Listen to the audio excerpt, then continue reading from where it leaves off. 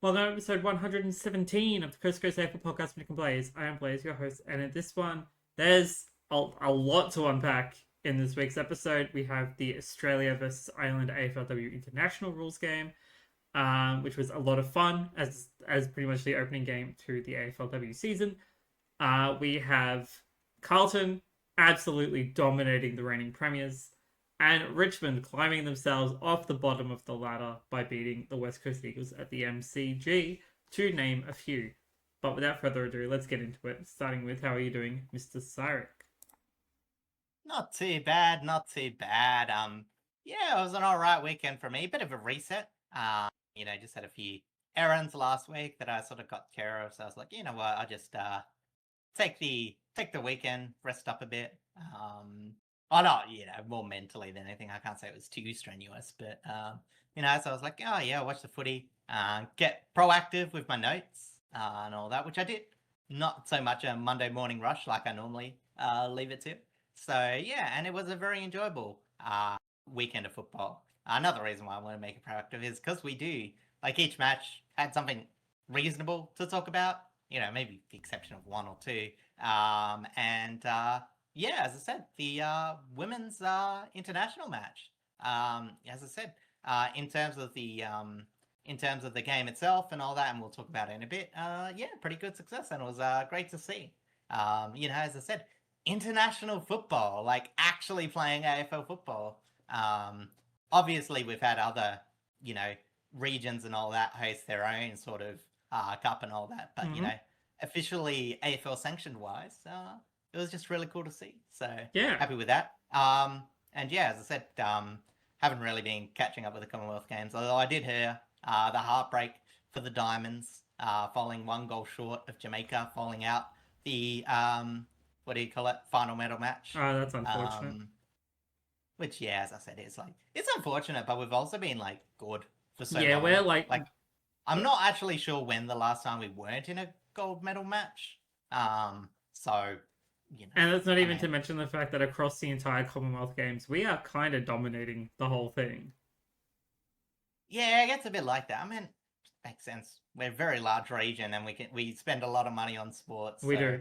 As I said, it's always one of those things where I like that the athletes get another chance to perform and all that. That being said, it doesn't quite interest me. But also, I'm just never really an Olympics sort of person. Although, as I said, I do respect the obvious high skill, time, and dedication to play these sports, which aren't as funded as, say, like your AFL and all that. So I have a huge respect to the athletes out there competing. Yeah, absolutely. In terms of my weekend, it's been all right. I've been working mostly. Haven't really done all that much otherwise. If anyone saw my Instagram, during my weekend last week, Tuesday, Wednesday, I went for a cycle, down along the coast, just to enjoy the sun, even though it was very heavy winds. It was really lovely just to get to see a little bit more beachfront and stuff. Even though it is winter, it is cold. But that was fun. Otherwise, I haven't really done much else. Just puttering about in the apartment. I haven't really done any more unpacking or anything to the wall yet. That's all planned to be done this weekend. Hopefully, we'll do more of that. So I'll be able to get all of this sorted. So I'm looking forward to that. Otherwise, let's jump into our first bit of news, which is actually the AFLW International Rules Game. We wanted to start with this because we thought it was kind of probably the main highlight of the week, being one, it's something so different, and two, the start of the AFLW season is basically right around the corner. It's a really good curtain opener, a curtain raiser, essentially, to the whole season. And, it would be remiss of us to not actually talk about it. So, here we are. Yeah, and obviously, we'll start with the score. What have I done? What have you done? Sorry. I messed around with my tabs. I'm still a bit out of it. But Australia did get the victory. It was 13-13, 91 to 6-5, 41. It was a big margin. And it was actually good to see. Obviously, we didn't want to really pump them or whatever. It was sort of half expected. We wanted to see a bit of closeness, and I think we got that in the first half. Australia got to a 2-goal lead. I think both of them were by Oh, one was Talia Randall, one was Katie Hall. No, the first one was Zippy Fish. I don't know. I think this. Oh no, there we go. Okay, Australia clicked the first 3 goals, and we're like, oh no, it might be a dominant. But then Ireland were able to get to from some pretty good ball movement. I think that was the biggest thing about this game, is that the Irish hands were so fast, so quick. And, I think it sort of reflected on the score where, yeah, Australia were able to get more scoring opportunities, especially Irish. Defence wasn't quite ever on top of things. But you know what I mean? They did enough and forced some harder shots, whereas Ireland got less opportunities, but they were able to score more goals. And obviously, one of the biggest testaments was Blahin Bogue, who absolutely dominated. I think she scored 4 goals for the game. Maybe it was 3, but she was a tour de force in that forward line. Sorry, she kicked 3 goals. Talia Randall, who was probably best on ground, kicked 4. And yeah, as I said, eventually though, you could see as the Irish were starting to tire out, they just got a bit less hands on the ball. Territory was a bit more harder to come by, and Australia did end up dominating. But, as I said, when you look at the Irish team and, as I said, obviously we know via pace, via, some of their best positions. Of course, they had the ability to create, and McDonough on the wing, Blahin Bogue in the forward line, as I already mentioned. Eileen McCarthy, Freo representative, in the midfield, had a really good game.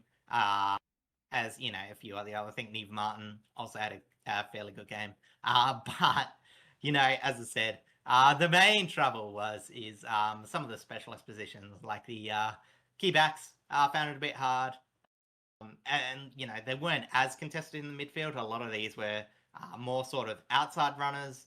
And you got to admit, I want to give a special shout out to the 2 ladies, both well, 3 actually here, but I think these were the 2 that mainly took the centre bounce. Jennifer Dunn and Clara Fitzpatrick, because 2 defenders up against Mim Strong and Matilda Scholes, not just 2 best ruckmen in the league, but I would say to the level of the dominance. I mean, it's the equivalence of Jackson and Gawn, really. That's just tough, and they try to compete well. Even Jennifer Dunn got 3 clearances, which was pretty cool. So, yeah, I mean, as I said, Jennifer Dunn, she plays in the back region for England? Brisbane. Oh, yeah. I was thinking maybe 3 Lions, England. Anyway, so yeah, as I said, a big shout out to that. But apart from that, in terms of disposals getter, Ebony Marinoff sort of led the rank for that, probably by disposals wise, one of the more influential players. And 2, for a very loose game, 11 tackles. There was a bit of, it wasn't really heat in terms of what do you call it? Venom being spat or anything like that. It was a very clean game, but there was a lot of tackling pressure. 2, Vicky Wallen, 9 tackles. Eileen McCarthy, as I said before, was 6. So, they were very big to get it. And obviously, with the disposal count for the Irish, Orla O'Dwyer was their leading possession getter with 21 disposals and a goal, which was good to see. She was one of the best for Ireland. Yeah, it was really impressive to see just a lot of, I know obviously due to one or other reasons or another, some players did have to drop out of the initial team announcements. Part of it was injury concerns. The other part of it was personal life stuff. But the fact that we still got to see representatives from pretty much every club and really, really strong contenders all around the ground for all sorts of obviously there was Brownlow medal winners out there. There was leading goal kickers out there. Again, 2 of the best rucks in the competition were out there as well. We saw key, really, really important facet players from multiple clubs all around the ground. And it just really got to highlight how good the AFLW system has become in terms of growing its talent. I've really loved like the sort of players that we got to see on field, and like leading from the front, none other than Jasmine Garner. Like the fact that she got the best on ground medal, like says a lot just about her skill set in the league. Yeah, exactly. But also, it reminds me just a little bit from the broadcast. Forgot who it was for Ireland, but one of the players only played 3 games of AFLW up to that point. Obviously, they were playing with a very extended bench because of the fact that obviously coach wanted to be able to rotate players, which probably disadvantaged Ireland because, yeah, as I said, a few raw players were forced to compete, and it does also show the respect that we sort of have for Ireland, where we're like, okay, there's obviously you've only just got the numbers, but we're still gonna let you complete in a competitive enough match. It's not like they were just like mucking around like exhibition whatever. Like everyone was clearly trying to win, all that sort of stuff. And yeah, as I said, they were able to compete or try and find ways. As I said, they were very good at like finding some outside movements, and when they break through, they were pretty dangerous. It was just not quite enough. They needed like a few more contested bowl winners to really push in. But yeah, I think yeah, as I said, it was very impressive. But also, it's like you always have to keep in mind because as I said, I think for most people it was fairly clear that Australia was going to win. Yeah. You'd like to see the competitive, but like I mean, it's crazy, but it's not to take away the how hard it is, because again, like even for Australia, like some of these women, growing up, and maybe not so much the earlier ones, like, but some of the newer ones where they have had system in places and they have had actual games together, versus some of the Irish ladies, where for some of them it will be the first time playing together with a lot of these players. The connection becomes a bit harder. Even stuff like knowing which hands are available to players, which kicks are available, how long a player kicks, and all that. Yeah. That sort of stuff becomes a lot harder. And I think all things considered, I think it's actually fairly respectable that they at least kept it competitive for a half, and got to put off a impressive display to a pretty vibrant North Sydney Oval. Obviously sold out. And from what I saw, as there's all the talk about, whether it should have gotten a bigger ground. And to be honest, I probably agree. Like, I would love to see this at the SCG. I think it should have been played at the SCG as well. But that being said, they do a good job at these country downs when they're not country grounds, boutique ovals, so to speak. In terms of putting on a performance, it's just more the facilities and all that for the players themselves. Where it sort of falls a bit short. Yeah, it's always been like a little bit of a concern when it comes to, like, I completely understand wanting to start the AFLW grassroots. Again, that makes sense. There's not as many people interested in the AFLW than there is for the men's. But yeah, they definitely need to do some upgrade works to some of the grounds that they have to play on, just to make sure the facilities on game day are up to scratch. Outside of that, no, I would love to see this again. Whether it becomes a yearly thing or a bi-yearly thing, like the men are kind of doing with their preseason show matches, like it would be so cool. And again, even if they are able to get it at the SCG, or if they move it around states and not just keep it in Sydney, I think either way it doesn't really matter. I think that'd be pretty cool. As long as we get something more like this, where the AFLW gets to show off a lot of their talent outside of the respective teams, I think that goes a long way into growing a lot of the personality for the game. Yeah, exactly. No, I just want to. It's a bit of a shame that I don't want to say it was like too sour, but what I will say on the AFL side, because I think, you know what I mean, is like, I think at least on the AFL website and all that, like it was advertised okay. I really think they could have put a bit more on the AFL broadcast, but I think that's more of a KO sort of thing and all that. But I do want to say, because if you don't know, there was 2 ways to access this broadcast. One was through KO. KO did offer it in what's known as KO freebies. And so you could watch it for free, which is great. Like, I really appreciate that they did have the option. However, like, I think for the normal person, like, they might not like, when they hear it's on KO, they'll just think, oh, I don't have KO, or KO's, expensive, whatever. Yeah. So I'm sort of locked out of whatever. Or B, they're like, oh, I hear it's KO free, but I don't really want to make a KO account just to watch Australian versus Ireland. So then, they have the alternative broadcast, and I'm happy that the AFL did something to make sure that there was a very accessible version. It was streamed on YouTube and the AFL website, and it was sort of done as a panel show. In the description it was said inspired by Dan Does Footy, sort of a watch along.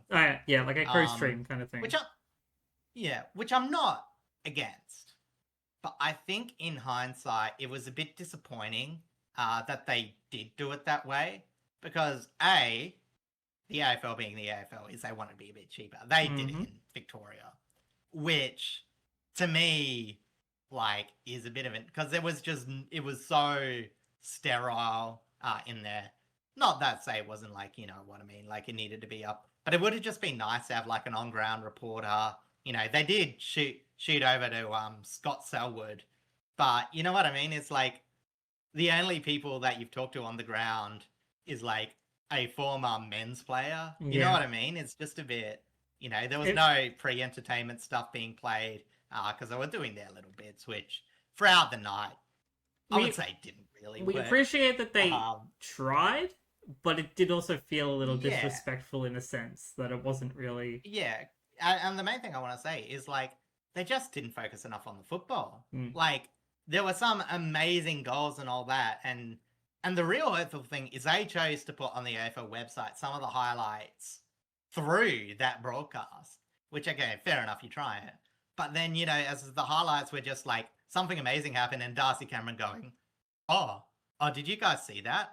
And, Darcy Cameron, like, he is... I like him.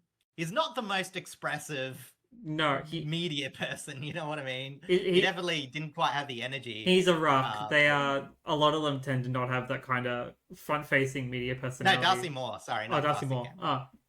Darcy Moore. And not all captains are good in front of a camera. Yeah, it's well spoken, but he just didn't have any energy. And look, let's face it. I also think another thing that was a tiny bit disrespectful too is like, this is like a professional broadcast. I had a bit of time for it, but a lot of it was just so based. Like in the first quarter, they were like, "Oh, let's compare Australian and Ireland snacks." Oh, let's all this Mark Keane going through the Irish expressions wasn't too bad. Like, I felt like they could have done that and watched the game a bit more, but whatever. Mark Keane didn't really seem to have much media presence, but at least they got an Irish. At least there was an Irishman involved. Yeah. Yeah, as like in the second half, Broden Kelly had to fill the spot because Mark Keane obviously had to go to training or whatever, prep for the game because he played the game the day after against Essendon. Yes. But you know what I mean? And it's like half the jokes were like, can we do it like, if Ireland get a goal, should we do an Irish jig? Or, is it really hard to hear Mark Keane? You know what I mean? It's like, I can't really say that's a celebration of Irish culture. Yeah, I don't know. Darcy Moore, it was sort of fine because like he knew Mark Keane. You know what I mean? That sort of seemed more jokes between friends. But like, as the only bit, I really thought they could have done more. And I think, you know what? Like, if this was just a fail thing, like, that's fine. But to have this for what a lot of people will have as like the main broadcast, I think the AFL have got to sit down and say, yeah, this was less than par, and we've got to acknowledge that. Yeah, I agree. Because as I said, KO, like as much as people rag on about, Kelly Underwood commentating, like compared to that, miles ahead. I actually think Kelly's a much better AFLW commentator. I was just about to say the same thing. I much prefer her commentating the AFLW than I do the men's. Yeah, because I think she's just... Because she's one of the ones that you can tell she's got a passion for football, and I think she's a bit overhated in terms of, like, my worst commentators. I don't think she'll be bottom 3. But you know what I mean? It's like, You know, you can tell she's got a lot of passion. She's very good at like the anecdotal stories, because obviously they get a few more former players or all that sort of stuff. Yeah. And she's very good at getting a good story out of someone and all that sort of stuff. So, as I said, it was a bit of a shame. I really wish I watched that in hindsight, but I was like, I don't know. I felt like some sort of obligation to watch it, and I sort of regretted it. But as I said, it was their first attempt at it. It's very hard to run something like that perfectly the first time. But I really think they needed to nut down the basics before they did that, because again, it was underselling sort of what a unique and cool experience this was. Yeah, I completely agree. Yeah, it was definitely something that undervalued how important this sort of match was. However, we do have a lot to get to, and I am on a time crunch, so we need to move this episode along. So we are jumping over now to back to the men's, where we start with our big Thursday night clash at the MCG, Collingwood versus Geelong, and with a 25-point margin, the Cats did win out 15-7, 97 to 10-12, 72. And, it was a very slow start after an unconventional lead up to the game. We'll talk about this in a bit. But the Magpies looked into all sorts after a 1-4 to 9-3 deficit halfway through the, I think they should say second quarter. It is meant to say second, yes. Yeah. No, it's all right. Again, solid in the contest. The Cats were solid in the contest, hunting for forward half intercepts from uncharacteristically bad ball use from the Pies. And it was just a bit easier for them to get pressure-free stops. Dempsey was a bit of class on the wing. And, if you're rating players on, like, the old Australian on, like, pure position, and you're, like, not putting any sort of inside midfielder in, Dempsey would be all Australian. Yeah. Like, that's a no-brainer to me. I would say Dempsey and Bailey. But even Bailey's arguably not a winger. Again, maybe wingers don't exist. If you subscribe to my tin hat foils theory. Anyway, Wapple and Alkins. They were a bit of the Bash Brothers. It was really good to see them have a very cohesive game, despite bowl being not easy in general play for both teams. Geelong not helped by some harsh holding the ball interpretations that plagued the match. The Collingwood Magpies definitely got the best of the whistle. It was heavily talked about. Again, I'd just say it was a mildly bad league game, umpire game. I'm not too fast, but again, I don't support these teams. It was just very harsh interpretations. It has been 2 weeks without Cameron, and the Cats have found some excellent options to get set shots with Henry, Neal, and Polkinghorn, a name that's a blast for the past for some people, but we are obviously talking about, I was about to say Jack Polkinghorn. No, it is just Jay. Yes, Jay. All pulling their weight. I think Polkinghorn ended up getting 3 goals. Yeah, 3 goals straight. It's been a pretty good addition. Apparently dominating the VFL beforehand, but unable to find a spot in the Pies lineup. Cats lineup. Yes. However, like in the back half, the Pies did fight back. Grunt work from their smalls gave them some hard-fought opportunities, but an absolute smashing in the clearances always gave the Cats a bit more territory. 17 points behind in the last quarter. It was very evenly balanced, but 10 shots each converted to 3-5 to Collingwood and 5-2 to Geelong. Just meant that they were able to get a bit more separation. Collingwood did actually feel like they had a chance to win it late, but just weren't able to convert. So both teams forward had some opportunities. Collingwood found more ground level shots. But apart from McStay, they just didn't really have the 4 targets to kick to compared to Geelong. Yeah, it was just a battle of the tools for a lot of this game. And with Jeremy Howe going out with an injury during the game, that definitely didn't help Collingwood's chances, especially on their intercept game. Huge credit to Geelong. Like the fact that for a lot of this season, even though we all knew that Jeremy Cameron was very much injured, and was probably a little bit of a hindrance in some cases. Like, there was still very much winning games with him. Like, we didn't know what the forward line could look like without him long term, other than Neal kind of presenting it as the number one key forward after Cameron. But yeah, bringing in Polkinghorn after absolutely dominant performances in the VFL, like, it was kind of the perfect opportunity. And we've seen him like 3 or 4 games in a row now, just absolutely insane in the air. Like you're saying, he's got fantastic marks, kicks truly. Like, it's a perfect kind of forward that Geelong need to continue their finals run. On the Collingwood side of things, yeah, it's just really, really unlucky for them up forward. Like, again, their second half wasn't too bad. They did manage to fight back, but without having that extra height to be able to get over a lot of the Geelong's tools down in defence, it definitely made the game a lot harder for them. Yeah, as I said, like Daniel McStay, obviously on fire, 5 goals, and sort of took advantage of his matchup. But yeah, there just wasn't any. I mean, there weren't really like Membry, obviously, nothing on the board. Yep. I think they were playing someone else, sort of as like a hybrid. I think it might have been. I'm not sure actually. It's too long ago.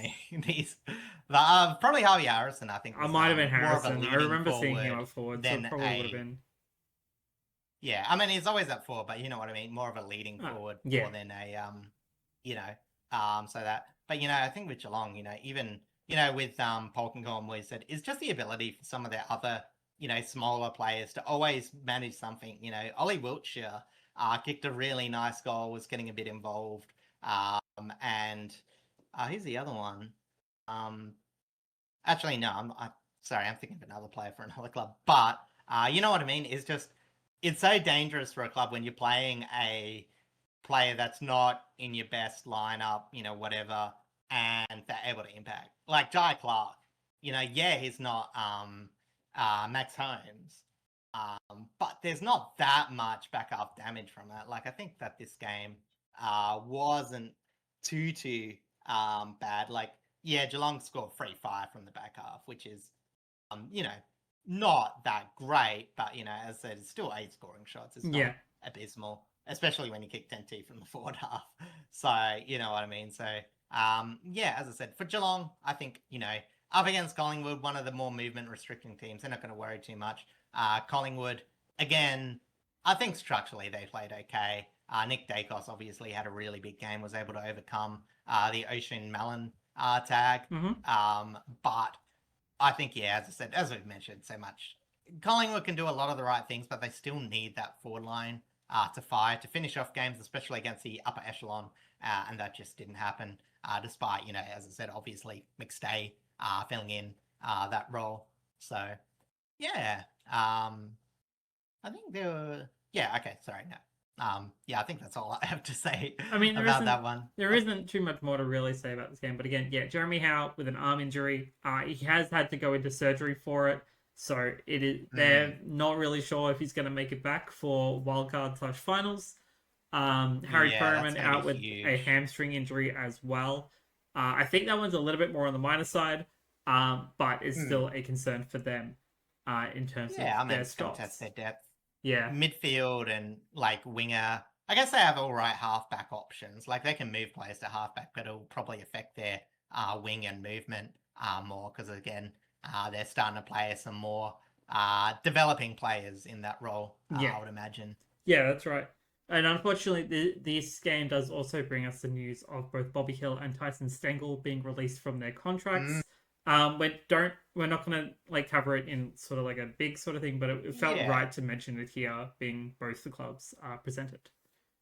Yeah, and look, this is the thing where obviously, I think it's hard because a lot said like, oh, Geelong, probably gave Stengel too much. What what I mean? But it's like we loved him when he was playing. You know what I mean? And for a while, he seemed to have enough support around him. From at least from the outside to be able to put together a few good seasons.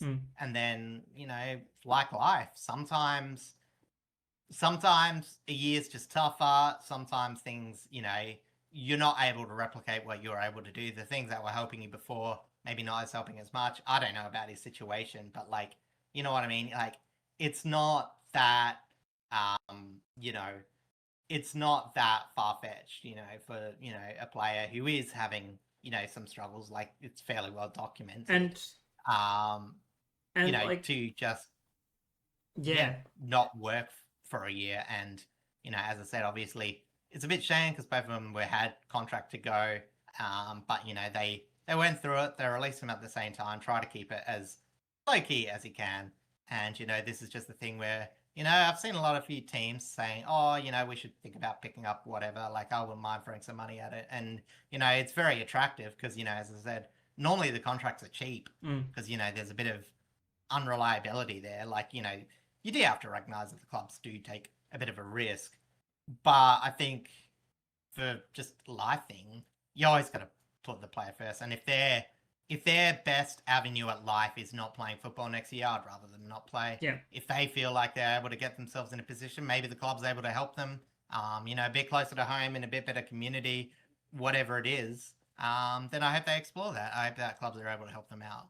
But really, you just want the best for the player. Anything else is just nice. Yeah, absolutely. And like Sam Lawler said it best in the post-match interview that he had after the Richmond winning against West Coast, is that like what he learned the most about being sidelined so much with injury over the past 12 months or however long it was, is that like there are bigger things to life than just playing footy. Yeah. And I think that's the sort of thing that these two boys would have taken on over the years, and a lot of people in the league would have that very similar mindsets as well, especially a lot of the older players who are doing a lot more towards their futures outside of footy rather than just playing.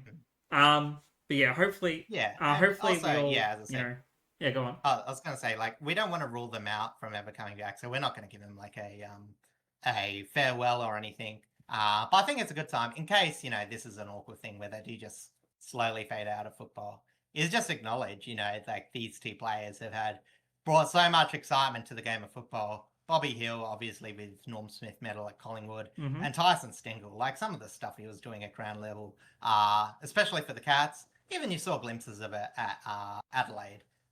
It was fantastic. And, some of his seasons had some very high level of football. So, as I said, not ruling you out, but we do want to say, like, your football up to this point was fantastic. And we just hope the best for you. Absolutely. All right, let's head over now to the West, where Fremantle hosted the Western Bulldogs at Optus Stadium with a 37-point margin after a really, really defensive first half from both teams. Freo did win out 11-12-78 to 5-11-41. Yeah, lockdown at Optus for 3/4. Bulldogs put all their effort into defending D. It was so clear as day. There was a few, throwbacks to the Bulldogs versus Essendon game, the famous Terry Wallace flood, where the Bulldogs were able to beat the undefeated Bombers in one of the biggest upsets in football. This was not the case.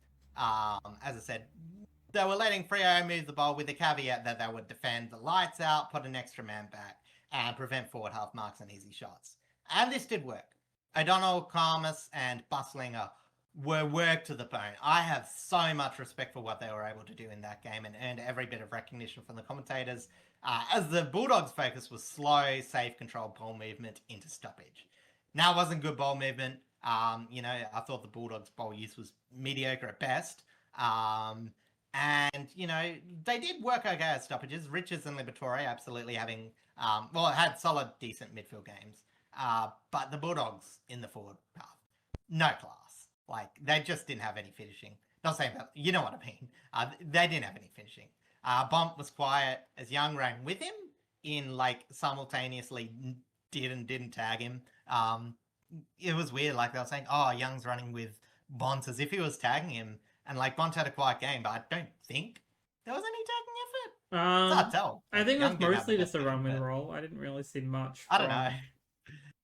If he was tagging, he did a good job. But I just think it was, like, a bit of a dour game anyway. I think just the defensive efforts required from both teams just sort of led to that.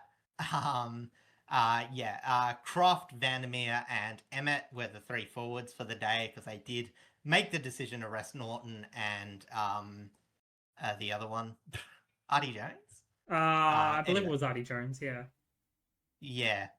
It left Hines, the winger, to come in and kick a couple of their major. He was like the only forward that even looked close to being dangerous for the whole game. And shout out to him because he's not the most known player in the league. He's a player that I sort of forget exists time to time. But in the third quarter, I think that's where Freo broke the spirits of the Bulldogs. Yeah. Even play on field, but Oscar McDonald and Carl Warner ate up everything the Dogs had to offer. And the last quarter finally had Freo hitting the big sticks, with players who were a bit slow to start, like Reed, Jackson, and Clark, starting to show their full class. As I said, it was a very interesting concept. Playing defensively as this with no forwards, it was brave and probably the only thing the Dogs could have done to win. But it does sort of raise the question, like with final spots on the line and form in the forward line needed to be found. I don't think the Dogs have found it up until this point. It's going to be a big questionable decision to manage both your key forwards. Again, maybe they're managed, maybe they've got some injury. I don't know. However, they won't likely leave Victoria after this wildcard. Until after the wildcard if they progress. So it's unlikely they'll do it again anyway. But it was just a weird, valiant gamble, even if like the odds were a bit self-imposed. Yeah. You know what I mean? Yeah, it was a really weird decision to rest, especially Norton, in this game. Like, especially when you're coming up against the best team in the competition. Like, you want to try and get a scrape against someone like that. Like, you can't necessarily just roll over and accept that you're gonna lose anyway. You should always go in with a mentality to win, regardless of opponent. But I think it's like, why would you go into this game with no prominent forward line? I think it was almost as if Bevo was like, okay, I feel like we just don't have the pieces to play a really forward, high-flowing game. And which I think that's a fair assessment. Yeah. Like, Dockers are sort of hard to run that full throttle offense against. Like, and obviously there are avenues around it. If you have a strong wing, which the Bulldogs don't have, even though Hines did fairly well, a bit ironic, but you know what I mean. So I can sort of see that. However, it's just, as I said, even like this was almost as well as you could play it, and they still lost by however much it was. It did probably reduce the possible margin loss, percentage loss. Yeah. But it was a bit weird. And like the Dockers said after the game, like, I think if teams flooded like this in finals, we're still confident in beating them. Like, and I think that's true. Like, we've seen defensive teams just get beaten by the tolls of Freo come the end of the match. So I don't think they'll be too worried. I definitely think this was like such a situational game. I don't know if we're gonna see something like you know this what I mean? again. Like that for what would probably be like the worst game, or at least in terms of watchability. I mean, there's one game that was a blowout, but still, had interesting things about it. And then we had the spoon bowl. I enjoyed the spoon bowl. Hey, I had fun at the spoon bowl. I mean, I wasn't there, but I had fun. Whereas like this one is like, Freo, who was struggling to kick goals, beating the Dogs by 37 points. Like, on paper, it was just like interesting in that first half. But yeah, as I said, I don't think the Bulldogs will be like really doing like this. I think it's just it wasn't a tank and it wasn't quite a concession, but it was like a lot of it kind of just showed the Dockers' adaptability. More so than anything. Like, it didn't really show, I think the Dockers just take what they give you. Yeah. Like, the Dockers always play in that sort of regard where they don't really care if you play fast, slow, or whatever, because at the end of the day, they'll find the turnover, they'll take it into their hands, they'll try and control it. Yeah. Until they can get toll marking options. And that's just what they did. Like, it doesn't really matter how slow, it doesn't really matter if you put the numbers back, because as I said, they just believe they're their total options. And we saw it in Tracy at the end of the game. And it's like, yeah, sure. Like, it was amazing how good a job that they did on Amos and Voss. Voss, I thought, was close to having a bit of a temper tantrum. He wanted his jumper ripped again. Okay. He wanted to get the pecs down. Oh, yeah. Absolutely. But you know what I mean? It's like, I think this is one of the games where Longwheel was like, you know what? It doesn't really matter. Just keep on going. We've got the faith in the system, and proof's in the pudding. Yeah. It wasn't that, big. It wasn't that difficult a game for Freo. It just took a while to get going. But they kicked 11 points against Sydney in a half and won. So you know what I mean? It's like it wasn't even their biggest setback, of the year. It was just different and interesting. But as I said, also if Carl Warner or Oscar McDonald don't get a Brownlow vote in this game, I'm boycotting the Brownlow. I know I've boycotted the Brownlow every year in its existence, but I'm double boycotting it. Yeah, I mean, I don't watch it just in general. I mostly just get the news from the websites Yeah, and such. I catch Like, up at the end. there's no point. I don't feel like there is really no point in watching it half the time. But anyway, no, it just shows that Fremantle have a lot of faith and a lot of trust in their system, and it works against almost everything that's been thrown at them so far this season. Yeah. Except GWS, who are just an anomaly in sport. And Geelong way back at the start of the season. We ignore that as well. I don't know. That was just early season. All right. Now, on the MRO side of things, Pat Voss and Michael Selwood, speaking of, were both fined $1,875 each for engaging in a melee, and that wraps up that game in a neat little bow. All right, let's jump. I think Voss might have lost his shirt again. I would be interesting to see, like, he was definitely underrated close. Stats. He was definitely close. Lost shirts in a year. I wonder what their maximum is, because there's a few players that lose their shirts a bit too easily. I think some of them are work out in the gym, have a good season. We saw. Who was it that had their Instagram boosted after they lost their shirt? I think it was a Brisbane player. It was Devin Robertson. It's the one that I was literally just thinking of. Now Eagle. Yeah. So, you know what I mean? Might be in that camp, but that's just a theory. You only hear it here. It's just a theory. It's just a theory. All right, let's head over now to Marvel Stadium for our first Saturday clash with St Kilda hosting the Sydney Swans with a 19-point margin after a very, very tense game, very, very back and forth game, but it just blew open in the later stages of the fourth quarter. Sydney did win out 16-11-107 to 13-10-88. Like a weird high quality classic. Like, again, a lot of these games, I wrote this a bit beforehand. I didn't know the standard of the game, but I was like, man, if you know what I mean? I did not expect this. I expected it could be a close game. I didn't expect it from St Kilda mostly firing on all cylinders, and it happened in the first, at the start. Naz and Maxwell absolutely leading them to a 5-3 first quarter and a lot of momentum. Whilst James Jordan, one of the best taggers in the league, had to give up tagging the $1 million man, multi-million. I don't know. $2 million. $2 million man. $2 million. He is multi-million. Okay, so he was just too good. Nothing we could really do. So he just you're off him. Play on the wing, which he did okay.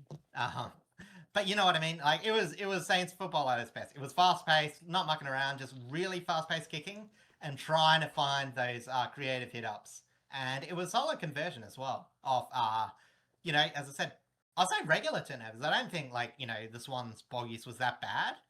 But the few turnovers that we're able to get tend to go to goal. So Saints are really good at that.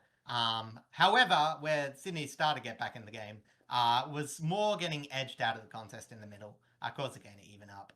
The depth of Sydney was apparent, and nothing sold that more than after the horrific foot injury to young gun, Will Edwards. Yes. And the Saints went from leading by 10 to conceding 6 goals in a row and losing full control of the game when it was there to be won. It took... The Saints already had 2 out for the game.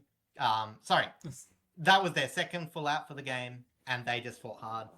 Yeah, it's really sad. Obviously the injury, no one wants to see that sort of injury to a player, but it took all of the momentum out of this game, and what could have been for St Kilda, it just felt like they lost it immediately when the Swans started playing on more emotion.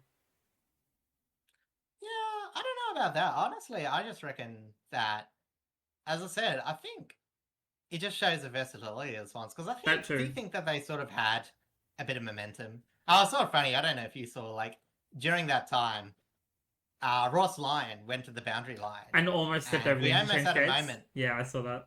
Huh? He almost and I was like, he almost tripped over. Yeah. And he, he had a little stump on. I was like, if he fell on the field, I'm not actually sure, but I think he can almost get stripped premiership points. I don't think he would have. He would have just got fined. It would have just been a fine. I don't think they do, unless it's very, very serious. They won't lose premiership points if they storm onto the field and have a go at the umpire or something. I'm imagining that's what That's a Damien about. Hardwick kind of situation. Yeah, I'm pretty sure it's like a pretty severe penalty if a coach goes onto the field whilst the game is, still in its quarter. Yeah. You know what I mean. Anyway, talking about Sydney, QT, Campbell, McDonald, Sarong, and Roberts all had beasts. All assisted in the absolute beastly inside midfield performance by the Swans. I'm talking about Isaac Heaney, who had a really good game, I'm pretty sure. Chad Warner, of course, the other one. And, of course, Errol Gordon, who had to play inside midfield. I think he went fully inside when James Jordan went on the outside after failing to tag. Oh, yeah. Again, tough prospect. It's hard to tag such a gut runner. Like, you know what I mean? I think it's easier to tag the contested beast because, like, they stay in and around and you don't have to... Like, you can stay close. But if you stay close to Naz, he's just going to burst off. You know what I mean? Yeah.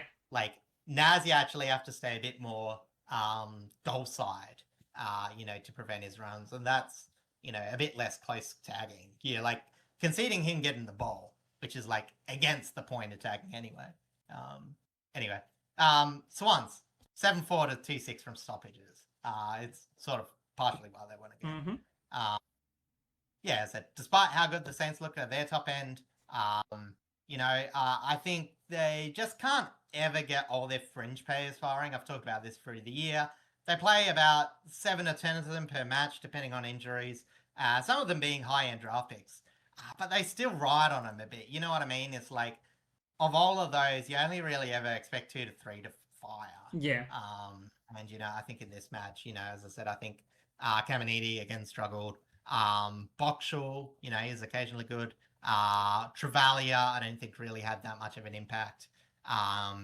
Even though like Campbell Lake did okay. Mitch Owens, I'll probably still put it. He's actually starting to develop a bit more. He has had some pretty good consistent games, even if they aren't the flashiest. Like he is putting in the work, and it is good to see.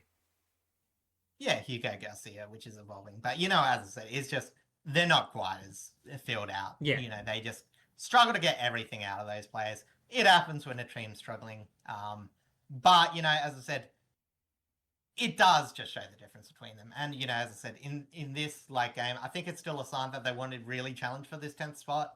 I have no problems with the way they went about it. They will be bitterly disappointed that they lost it. Whilst for Sydney, it was a brave win. It will leave a sour taste with a double likely season-ending injuries for them to deal with.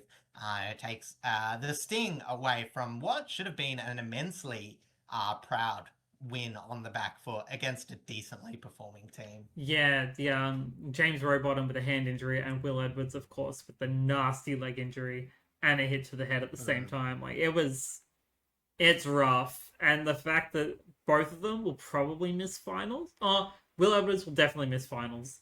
Rowbottom, not entirely sure. There's still a couple weeks left. He could make it back, but it's the difference between break and fracture. But he'll be in pain. Absolutely. It is hard to play with a fractured hand, even though you can technically. And then on the St Kilda side of things, they did not get out unscathed either. Tom de Koning with some hip soreness. Jack Silvani with a shoulder injury. It was a dislocated shoulder, something that had happened to him before. So they might have to keep him out of the game for a little bit just to ensure that he's able to be okay. And Naz also out with a minor hip soreness complaint as well. But hopefully nothing too major coming from them long term.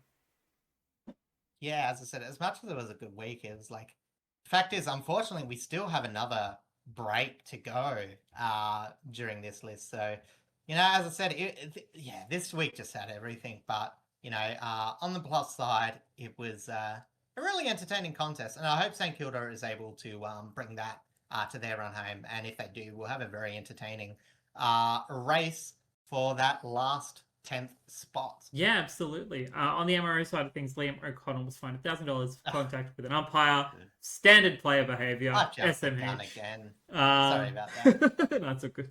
I was leading into next game. I know, but we're heading over there now anyway. Yeah. Down to Tasmania, where Hawthorn and North Melbourne have their annual clash. And, as kind of expected, it was a pretty close game. Both teams love to play down there, and they love to play really well down in Tassie. And with a 16-point margin, though, Hawthorn do continue their solid run 14-15-99 to 12-11-83. That's it, Tasmania Cup. I think it turned into a far more interesting game than most expected. Like, I felt like North would run through them. And obviously, it always depends on the wind, which was probably a bit more blustery than it was actually advantaging any team. When North got out to that fast start, I thought they must have had like a big win, but no, they actually were just playing relatively well. I only really saw the first bit from highlights. But unfortunately for North, it was that big swing during the second quarter that really was the only time North fully lost control of the game. And part of that was by the absolute show that the Wizard put on with 3 consecutive goals bringing them into the game. And the absolute dominance in that second quarter by Jai Newcomb, who was absolutely fantastic. But, you know, as I said early on, despite a beautiful coast-to-coast goal, you loved it, like, coast-to-coast goal, fantastic. Torpedoes anywhere on the ground, fantastic. Absolutely. You put those 2 together. Ooh. Anyway, yeah, it opened the ledges. I think it was, I got a feeling it was Hardwick. Because he is a bit of a punter. He does love a good torp, so it might have been Hardwick. Yeah. Anyway, so as I said, North got the advantage, but then they came back. And it looked like it was going to be all Hawthorn. But what I do want to give North credit to, not only, you know, did they get it back, they got it back during the quarter when it looked like it was getting away from them. And they, you know, stemmed Hawthorn, who still were getting offensive, to go back and forth, stem the bleeding just a bit to be even at halftime. And I think that was really important because, yeah, they sort of blew a comfortable starting lead. It was a bit disappointing. But when you look at the highlights, North, the Hawks did seem to be playing some really good football. And we've seen them absolutely destroy teams at parts of the game. So from there, it was really just the fact that Hawthorn were a bit more experienced in controlling the game that got them a win. Just through, I'll say, small momentum bursts, especially at the start of the fourth quarter. I think it was impressive to see both teams move the ball at their best, which is not easy to do in Tassie. And for North, it was just, you know, a clean team performance, undone by not quite being able to contain the Hawks' best players. Compare that to the whimperish fade out that they did in the Saints game. I really felt like this was season on the line stuff. It was a much better performance to see, but it is still a bit of a bitter pill as they effectively get eliminated in the finals in all but a mathematical sense. Yeah. They're pretty much out. Yeah, it does suck for North because, you know, it would be great after all of the hard work that they put in the first half of the season to, like, really, you know, really show that they have grown and have evolved from the past couple of seasons. But, you know, Hawthorn needed this to be able to keep their top 4 chances in check. They're currently sitting 3rd, from what I recall. So being able to hold on to that spot and get that and keep that double chance is very, very important to them more so than anything, especially considering after a game that we're going to talk about a bit later on, kind of opened that 4th position wide for other contenders to vie for it. So it's going to be very interesting in the next couple of weeks. But yeah, no, in terms of like just the game itself though, like I only saw like a bit of the second half because I was at work when this game started. But it was really good to see that like there was still a lot of really good fight from North in this game, and that they can definitely like hang around with some of the better teams. They just can't, I guess, finish in the ways that they would prefer. Yeah, and I think like the biggest thing, you know, when we're talking about North and their growth and all that, and yeah, as I said, I do think last week was disappointing. And, you know, as I said, if they didn't put in an effort this match, or, you know what I mean, play with at least a bit of vigor like this, like I would have probably blasted them a bit. Yeah. But you know what, you know, as I said, I think that's just the sort of growth where, you know, sometimes, you know, in a week, things might get away from you a bit. It's not like they weren't competitive that game anyway. It's just I think they could have finished a lot stronger. But, you know, as I said, they really tried their hardest to always be in this game. And, you know, from what Hawthorn were able to present was good. We've seen, again, I think the lift in sort of link up between midfield and forward half to where that is sort of progressing to where you would want it. Not as many junk time possessions and all that. Actually, just because, Tasmania does make you play a bit more directly as well. Yeah. As I said, no North player got over 30 possessions, but a lot of them had better games than some of their 30 possession games, I thought. In fact, the only person to get over 30 was Jai Newcomb. He was absolutely insane. He was probably the best performance of the round. That was just, it's sort of scary how, like, I know Jai Newcomb flies under the radar. Like, honestly, it's hard to tell, like, whether he should be All-Australian because, like, he doesn't always put up the numbers. But I couldn't imagine it. Like, we talk all about Will Day, but if they lost Newcomb, like, I would almost rule I think out. because we've seen Hawthorn play with and without Will Day. But I think because we've never really seen Hawthorn play without Newcomb, at least for a long period of time. He's more of the difference maker if he was to go out with injury or suspension or whatever. Yeah. Like, the elements of Will Day that makes him so dangerous is like his clean ball use, is able to link up. But they have that in other players. Yeah. Like, as I said, a player like what's it called? Where are we looking? I'm trying to see him now. Dylan Moore. Yeah, Dylan Moore. Who, again, it's been a bit quiet since he's fallen out that. Ginnivan's gotten a lot better at doing it over the past month or so. Yeah. Even like some of the French players like Cam McKenzie can sometimes do it. D'Ambrosio on the wing, is one of those players as well. On the back half. Yeah, they've got a couple of options. So finally, it's sort of hard because, like, I saw, and unfortunately it's a very disappointing because obviously we love to see a debut and all that sort of stuff, but Aiden Schubert did play his debut game and he did present well. It just wasn't his night. Yeah. I won't say his player rating out of respect for him. It was the worst player rating on debut for a player according to Champion Data, and he had the unfortunate moment where he accidentally spoiled Jarman Impey, a shot that was going on goal. What's known as the who was it? Asava Radaglia special. Oh, yes. Spoiling a goal which was uncontestedly going through, just because sometimes it happens. Sometimes you get a bit excited. You want to get involved in the game. You're afraid that another player might jump up, and then you've just spoiled something with no one else going for it, and it's just like, oops. It happens. Hopefully, if that's the worst game he has for his entire career, no problem, because it was a win. Yeah. And he's got more opportunities ahead of him. But unfortunately, can't really say it was his best game. Hey, the only way to go is up. Well, I hope it's not his best game. Hopefully his best games are ahead of him. Yes, absolutely. No injuries, no MRO reports from this game. Very, very clean, surprisingly. So let's head over to our next game, a Saturday evening clash against Port Adelaide and the GWS Giants at Adelaide Oval. And with a 12-point margin, the Giants won. 10-15-75 to 9-9-63. And for some reason, me tipping Saturday night games just for some reason does not go well, because I got all my tips correct this week except for the two that happened on Saturday night. Yeah, well, I must admit, I was a bit curious to why Port were favourites in this game, because, like, to me, they're just a bit gassed at the moment. And, like, both teams are a bit gassed. Like, GWS have a plethora of injuries. I'm not trying to say... I would say the one advantage GWS have is, like, they've had their injuries for a while. They're probably adjusted. And, again, they've got the complete back core. Like, their defence is amazing, which is where Port sort of struggled. Because, again, the lads in orange held up really well defensively. And this frustrating but fair contest. Except for early in the first quarter, Port was sort of limited in their ball movement. Giants only having around... for the Giants, and only for Port, had around 6 shots each per quarter. Oh, both teams, apparently. Sorry. Both teams had around 6 shots per quarter, despite a healthy amount of inside 50s.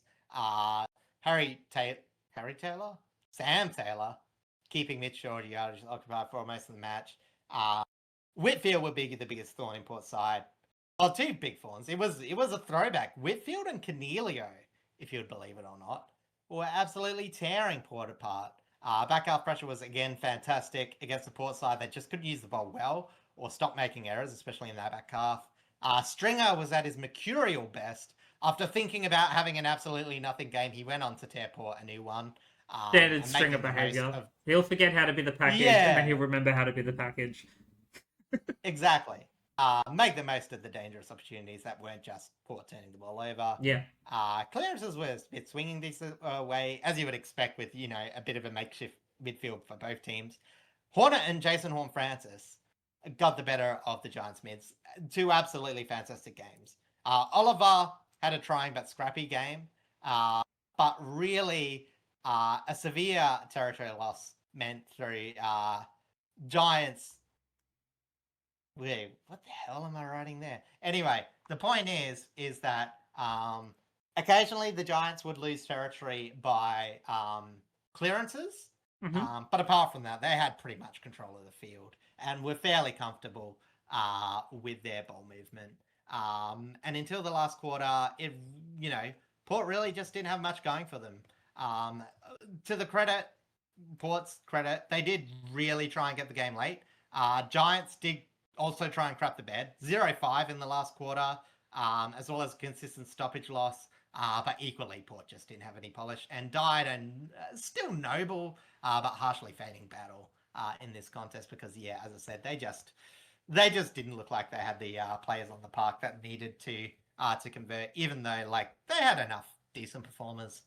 Darcy Burn-Jones, Miles Bergman did pretty well, filling in the gaps. Willem Drew played on the wing, which was interesting. I actually think it was all right at times because it allowed a bit more defensive pressure on the outside. Yep. Again, I think that this was always going to be a bit more of defensive games. He had 5 tackles on the wing, but also had so many disposals. He was playing, I think, on Harvey Thomas, which I think might have been a tactic because we've seen Harvey Thomas's link up. And, as I said, I think to a degree that worked. His disposal went a bit down, and I think that limited some of the forward matchup. But as I said, Cadman, even though he only had 1 goal too, he had some pretty big moments. Made a bit of connection.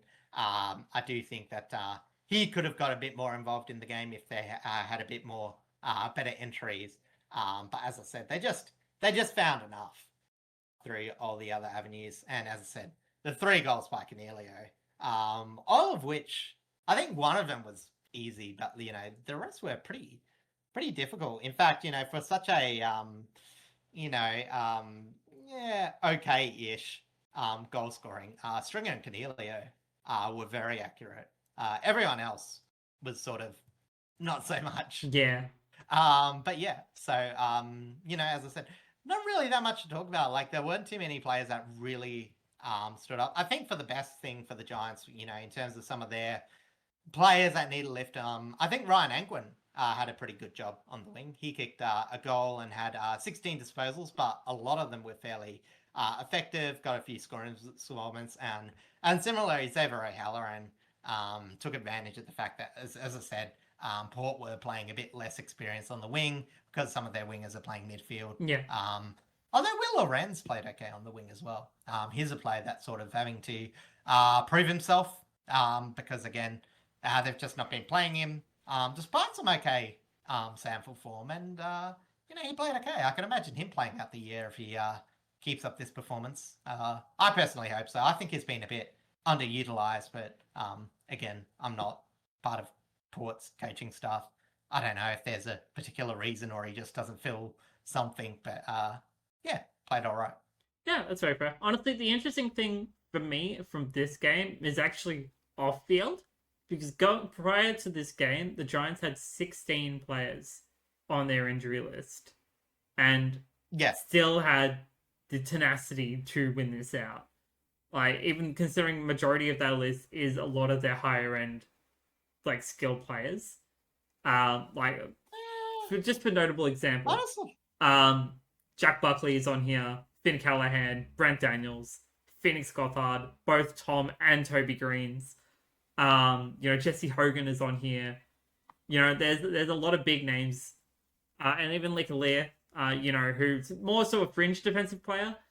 but like it just still does come in. He's got to be traded by he's the end probably of the year. going. Yeah, let's be honest. I mean, he's got a season injury, but like at the end of the day, like they've just got way too many defensive options. Like again, you sort of forget like why we had the Giants so high up before this. You know what I mean? Because like they've been playing like this all year, and like you know what I mean. It's like throughout the year, obviously during the tail end, like Port, they've lost a lot of their big names. Yeah. But you know what I mean? It's like it's been the fringe players that they've been missing for most, and that's why I think they've been so inconsistent. Beating the champs and then losing the Bombers. But as I said, it is a bit of a credit because, as I said, as I was saying, both teams injured to buggery. As I said, Port were missing their fair base players. I actually should see that. I'm on it. I'm on the two youngest teams that played this year. Let's see. No, despite all that, Port's average age was 24.2. The GWS was 25.4. But like they also brought Cornelio back in. Yeah, that's true. And prior to this game, like actually, it's not even prior to this game. This is just right now as well. Port Adelaide have 12 players on their injury list, and a majority of them are season injuries, which shows like both of these teams had a huge amount of tenacity. Yeah, just going into this game, Zach Baird, keeping it close. Logan Aarons, Kane Farrell, both Butters and Rosie, Radaglia, Richards, like Rosie, Sin probably could play, but not as bad. Yeah, it just shows that like this game was really about the fringe players, and not necessarily about the superstars. Yeah, and exactly. Like this was just setting up for next year. Yeah, it just highlights, I guess, a good part of the development process that both these teams are kind of going through for their younger players, as well as keeping enough of your veteran talent on field to be able to give those younger players guidance at the same time. Like a lot of the Giants' backline is still majority of their veterans. Yeah. But it's mostly like their midfield and a bit of their forward line that's really lacking in seniority. Because the Giants is like getting their fringe players to integrate into their like the best part of their system, which is obviously their back half movement and theoretically their forward line. Although that's still up in the air where that is developed. Very much up in the air. Whereas Port Adelaide, like they're very good at getting players to fit into their system, but they've lost a bit too much seniority in each areas to really put on consistent performers. Like again, their forward line is probably their most senior line, and that's headed by Mitch, almost as bad as Jake Waterman, Georgiades, who kicked 3-2.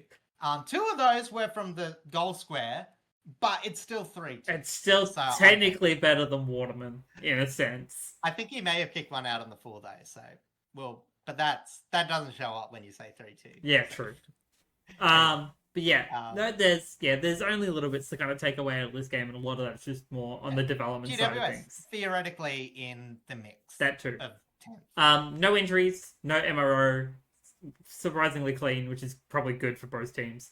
So let's jump over to probably the match of the round, purely for the fact that it was so surprising, the outcome.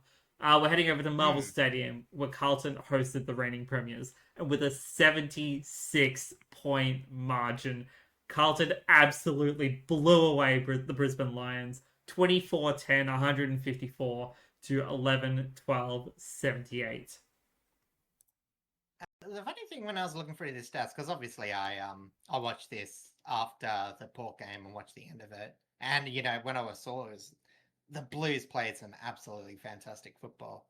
But when I was looking at the stats, I was just like, a team that should have performed better but was struggling to convert from stoppage wins and couldn't get the ball off their opponent. Where have I heard that before? And it's like, Brisbane were essentially the Patrick Voss?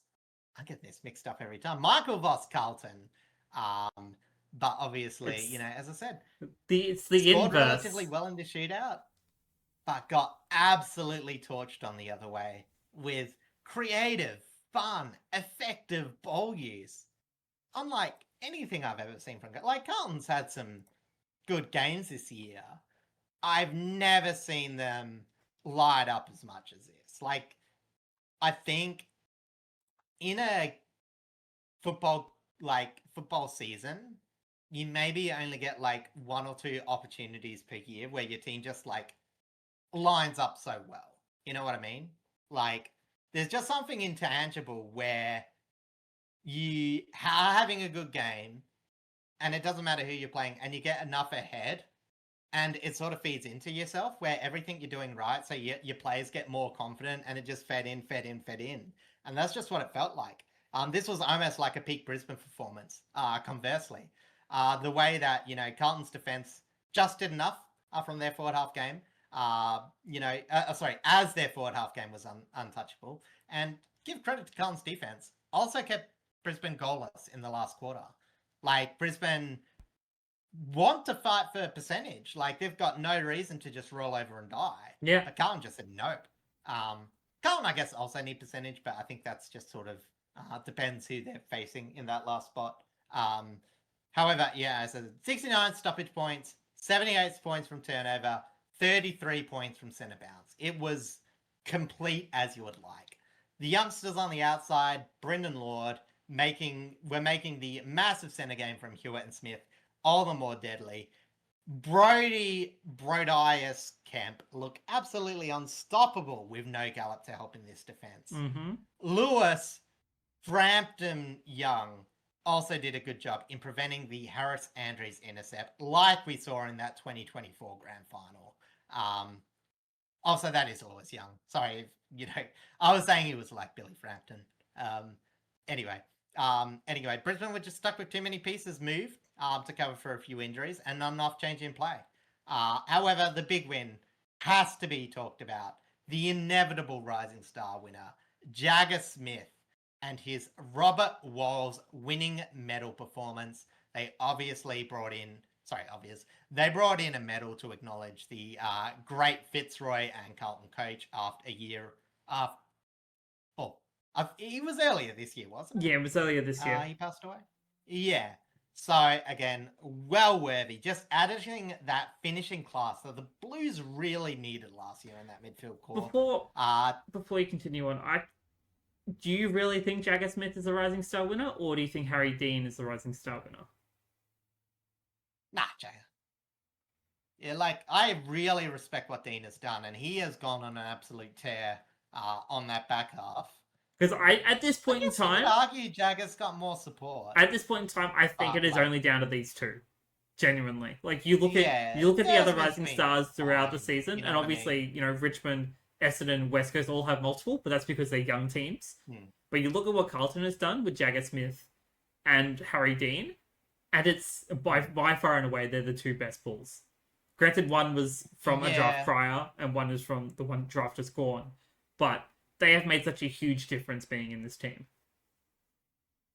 Yeah, I don't know. It's maybe I am overselling it, but again, it's one of those things where again, if everything's I'm trying to think in terms of midfield performances. I won't quite say it's up to the level of Nick Dacos. Probably heading towards Will Ashcroft's first season. I'd like to see the comparison, especially in terms of connection inside 50. But that being said, you are right. Harry Dean, as a key defender on his first year, is having as good as a year as he could do. The only other player that I could think of that could be in contention is maybe Patrick Ratchko, because I don't think he's skipped a beat at all since coming into the side. You could have said Ty Gallop, but Ty Gallop got suspended, so it can't be him anymore. Yeah. And the others are either haven't shown enough in terms of winning, a lot of the Essendon ones, or even the smaller ones like Phoenix Gothard and Riley Hamilton. Gothard mostly because he's now injured, so he's gonna miss a chunk of games anyway. But yeah, I genuinely think it's at this point it's out of Dean and Jagger Smith.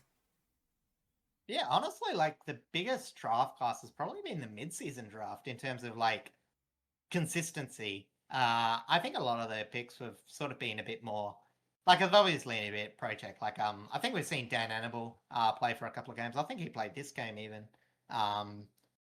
Is it Annable? No, Annable's the crap. I forget which one. One plays for Gold Coast. I think that's Annable. Yeah, Annable is the Gold Coast one, I think. Yeah. Anyway, there's talented players, but a lot of them seemingly have been taken a year.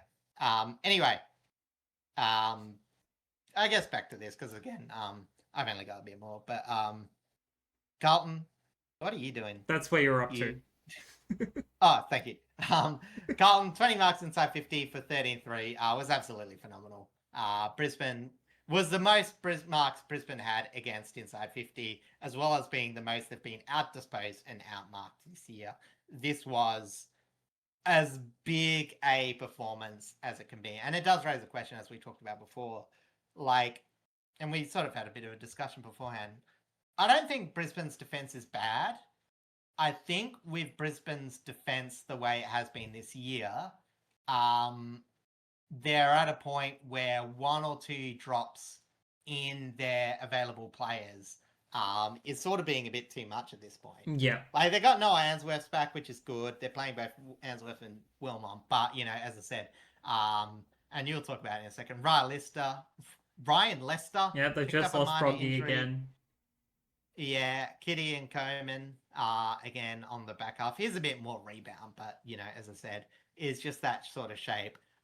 They don't have Gardner. They don't have Payne for the rest of the year. Mm-hmm. And, you know, they lose Ty Gallop for an important clash next week. And it's going to be interesting to see because I know Hawthorn aren't the biggest, you know, top four comp, but they got blown apart by a Carlton who was led by Brody Kemp. Like, I do also want to say about this, and this is why I think Josh Fraser deserves a lot of props.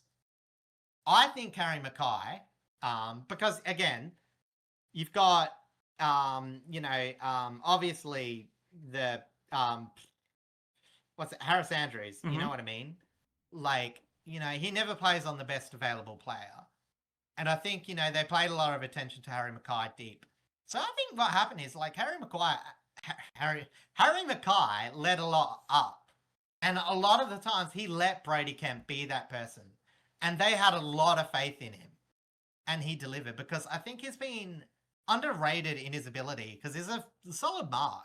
He's not the most accurate kick, but if he gets it deep, it doesn't really matter. Yeah, I think a lot of it was a really smart play to be able to just never had a good matchup. Yeah, and they just let Harry roam.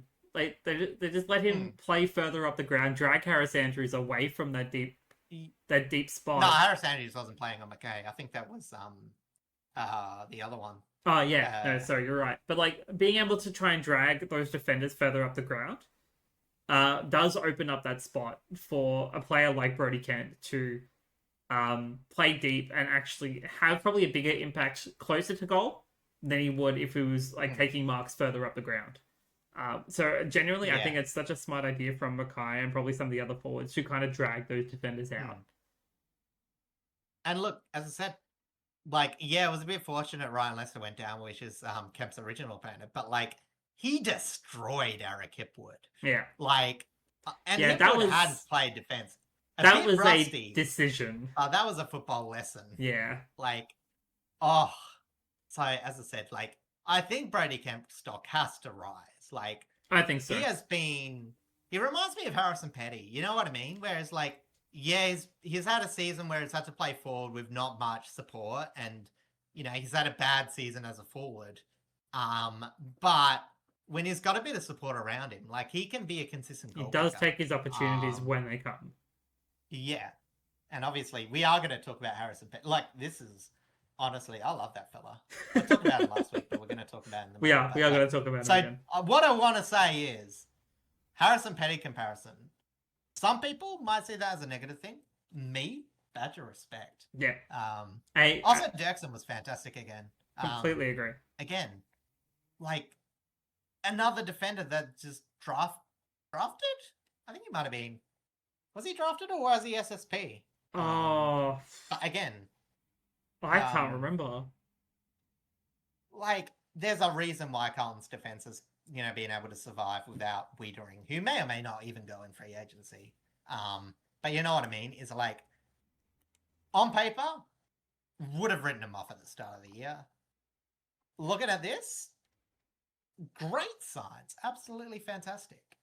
Well, if Carlton are able to keep this up and like very, very much affirm their spot in wildcard and perhaps finals, Wiedering is only 2 to 3 weeks from coming back from his injury. So that raises their defensive stocks at the same time, which is going to be huge for them.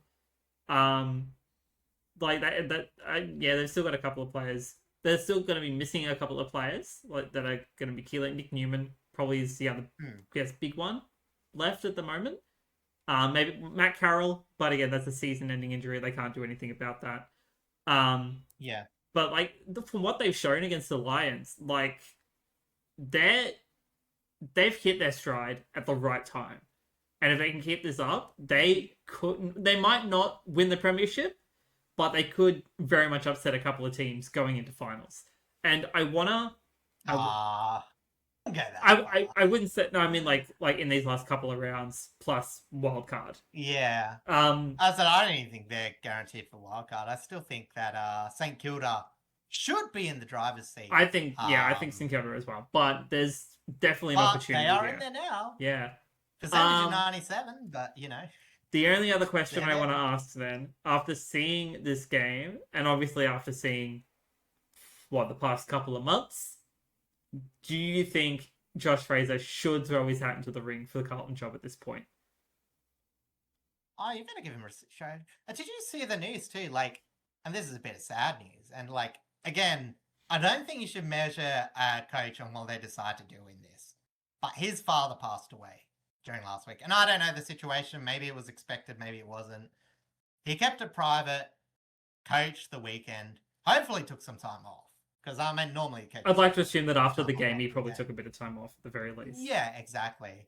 But you know what I mean? Like, he was still able to do what he needed to do in a very stressful environment. And again, you can't judge. Like, people deal with grief differently and all that sort of stuff. But you know what I mean? Is like, I wouldn't judge someone on their, like, oh, I need a bit of time. I'm going to get the caretaker coach. I think even like it's good for clubs to have that system where you can allow in those situations. But, by the way he composed himself, the way he just, as I said, he's very humble. He's always been, okay, let's just see how this plays out. Don't get too bought into the hype. Because again, Carlton had that with David Teague, where he had a relatively good back half of the season and turned into one of the more mediocre coaches of Carlton's history. Yeah. But I think with Josh Fraser, I think it's just I think there's a certain amount of level-headed where even if he does or doesn't, they just need to get him involved. Yeah. Or stay involved in the club. Agreed. I think that's the biggest thing. The interesting thing about that, if he was to had taken this game off from coaching, who would have been the caretaker to the caretaker? Because I feel like that's a situation that's never really happened before. Get a player coach. Maybe, as I said, Brady Kemp. Sung his praises. Maybe get Jacob Wiedering in the box. Well. Let Wieders do some stuff. Yeah. All right. Yeah, maybe. On the injury side of things, Keegan Coleman did go out with concussion, so he will miss this week's key clash against Hawthorn. And Ryan Froggy Lester out with a shoulder injury. It's gonna be very dangerous going into the next couple of weeks for the Lions as to whether they're able to even keep top four, because now it's wide open after this game. We'll talk about that shortly. Yeah. And their defensive stocks is really struggling. On the MRO side of things, Harry Dean does avoid suspension and receives only a $2,000 fine for rough conduct against Cam Rayner. I'm going to assume that because Cam Rayner did have an arm free during that tackle, it probably saved him from suspension. But yeah, very, very close to losing out on potential rising star there. Yes, I forgot that if you get suspended, you get ineligible. Yeah, that's what happened to Harley Reid, wasn't it? That's what happened to Harley Reid. It's what happened to Ty Gallup, because he would have been in the running. Gallup? Oh, this year. But yeah, it's gotta be very careful with these young ones. All right, let's head over now to our Sunday game, starting off at the MCG, where the Tigers hosted the West Coast Eagles, and with an 11-point margin, after some shocking kicking up forward by the West Coast Eagles, Richmond did win out, getting their third win of the season and getting off of the bottom of the ladder, 12-12-84 to 9-19-73. And that was after an accurate last quarter too. Yeah, that was. And the funny thing about this is that it wasn't even a weather thing. It was perfect conditions for footy. Oh, yeah. No, I said Spoonball delivered big time. And like, I think I'd actually had a bit of footy fatigue, you know, like there were so many good matches that I was like felt compelled to watch them. But, you know, I'd also like watch a lot of footy. So I was just like, you know what? This is perfect because like you're watching this out of some weird urge of like, you know, like just two teams trying to win and having a lot of things against them. Again, Eagle side desperate not to kick goals, and a Tiger side only just taking more from their limited opportunities, despite their pretty mediocre ball use and transition. Like Eagles had the territory control of this game, and especially in the first half, they had it in spades. But we kicked 3-13.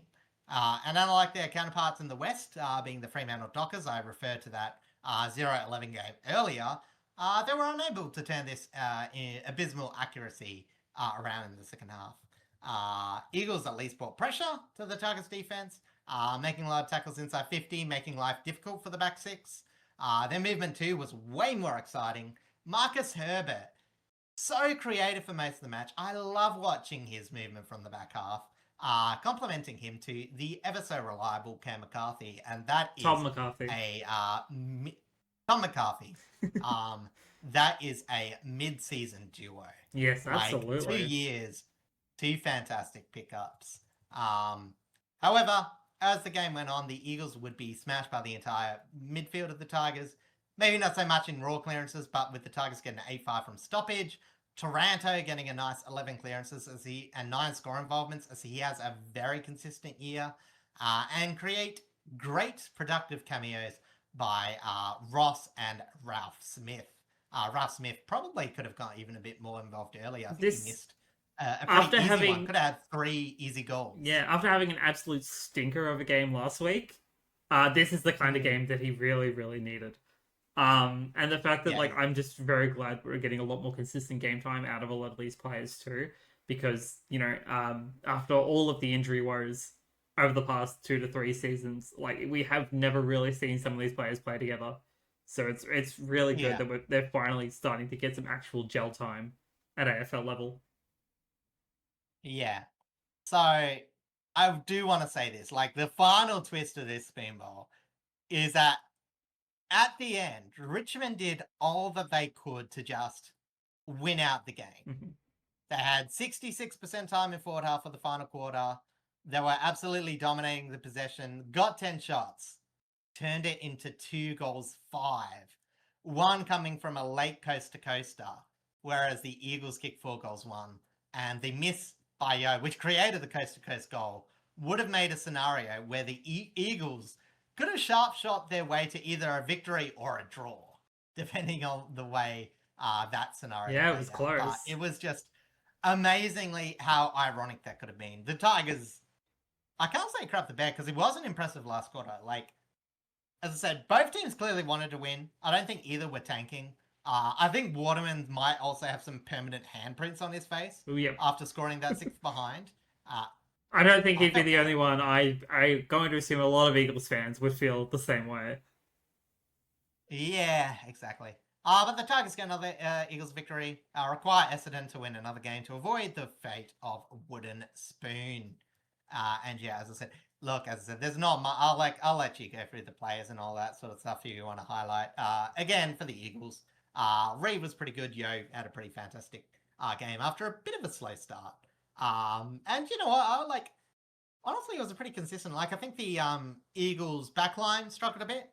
As you mentioned, TJ Lynch, apart from having a bit of Jake Waterman disease, presented really well. I think Rep Bazzo is the only, like I said, I don't want to give it a negative Rep Bazzo weekly Rep Bazzo mention.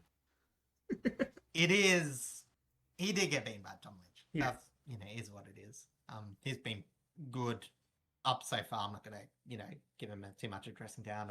I don't think it was the worst defender. I don't think this is the worst game from the Eagles just in general. This was just, No, that's what I say. Apart from their defense, it was a pretty consistent performance. Will Dersma, a bit of a quiet game, still scored a pretty nice goal. Yeah. And, it was emotional scenes. It was a game of number one draft. It was nice to see Harley Reid. It was a game of just number one draft picks this week. Because Harley Reid, Willem Dersma, and Sam Lawler, that that goal in the fourth quarter that was so Dusty like.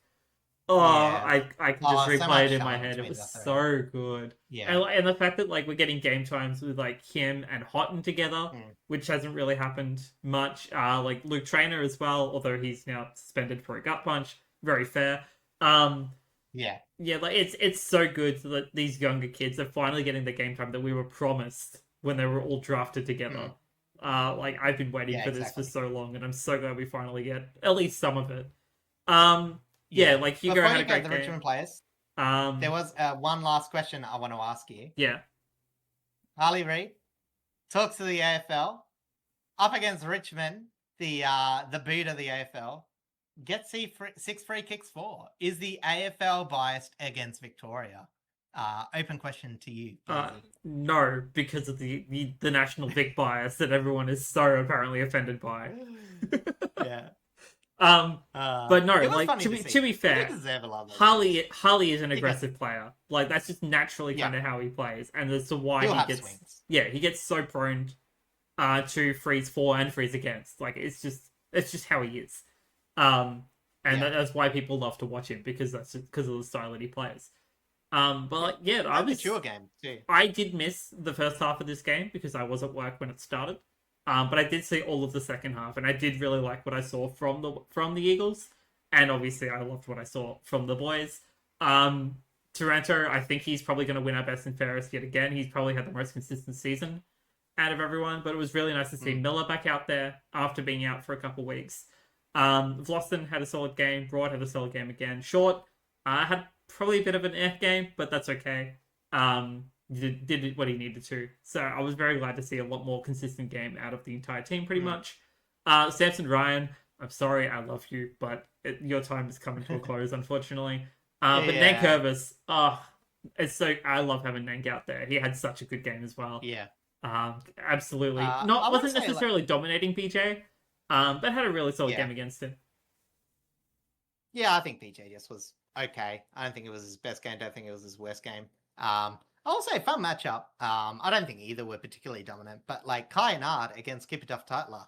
I think that was a fun most little contests matchup. Kai and Ard had the better of him. But Keeper still had a couple of decent marks. 0 got 1, but you know he was always fighting in the contest. So I think that was interesting between two young key forward, key back. Yeah, there was some very fun little matchups all around the ground.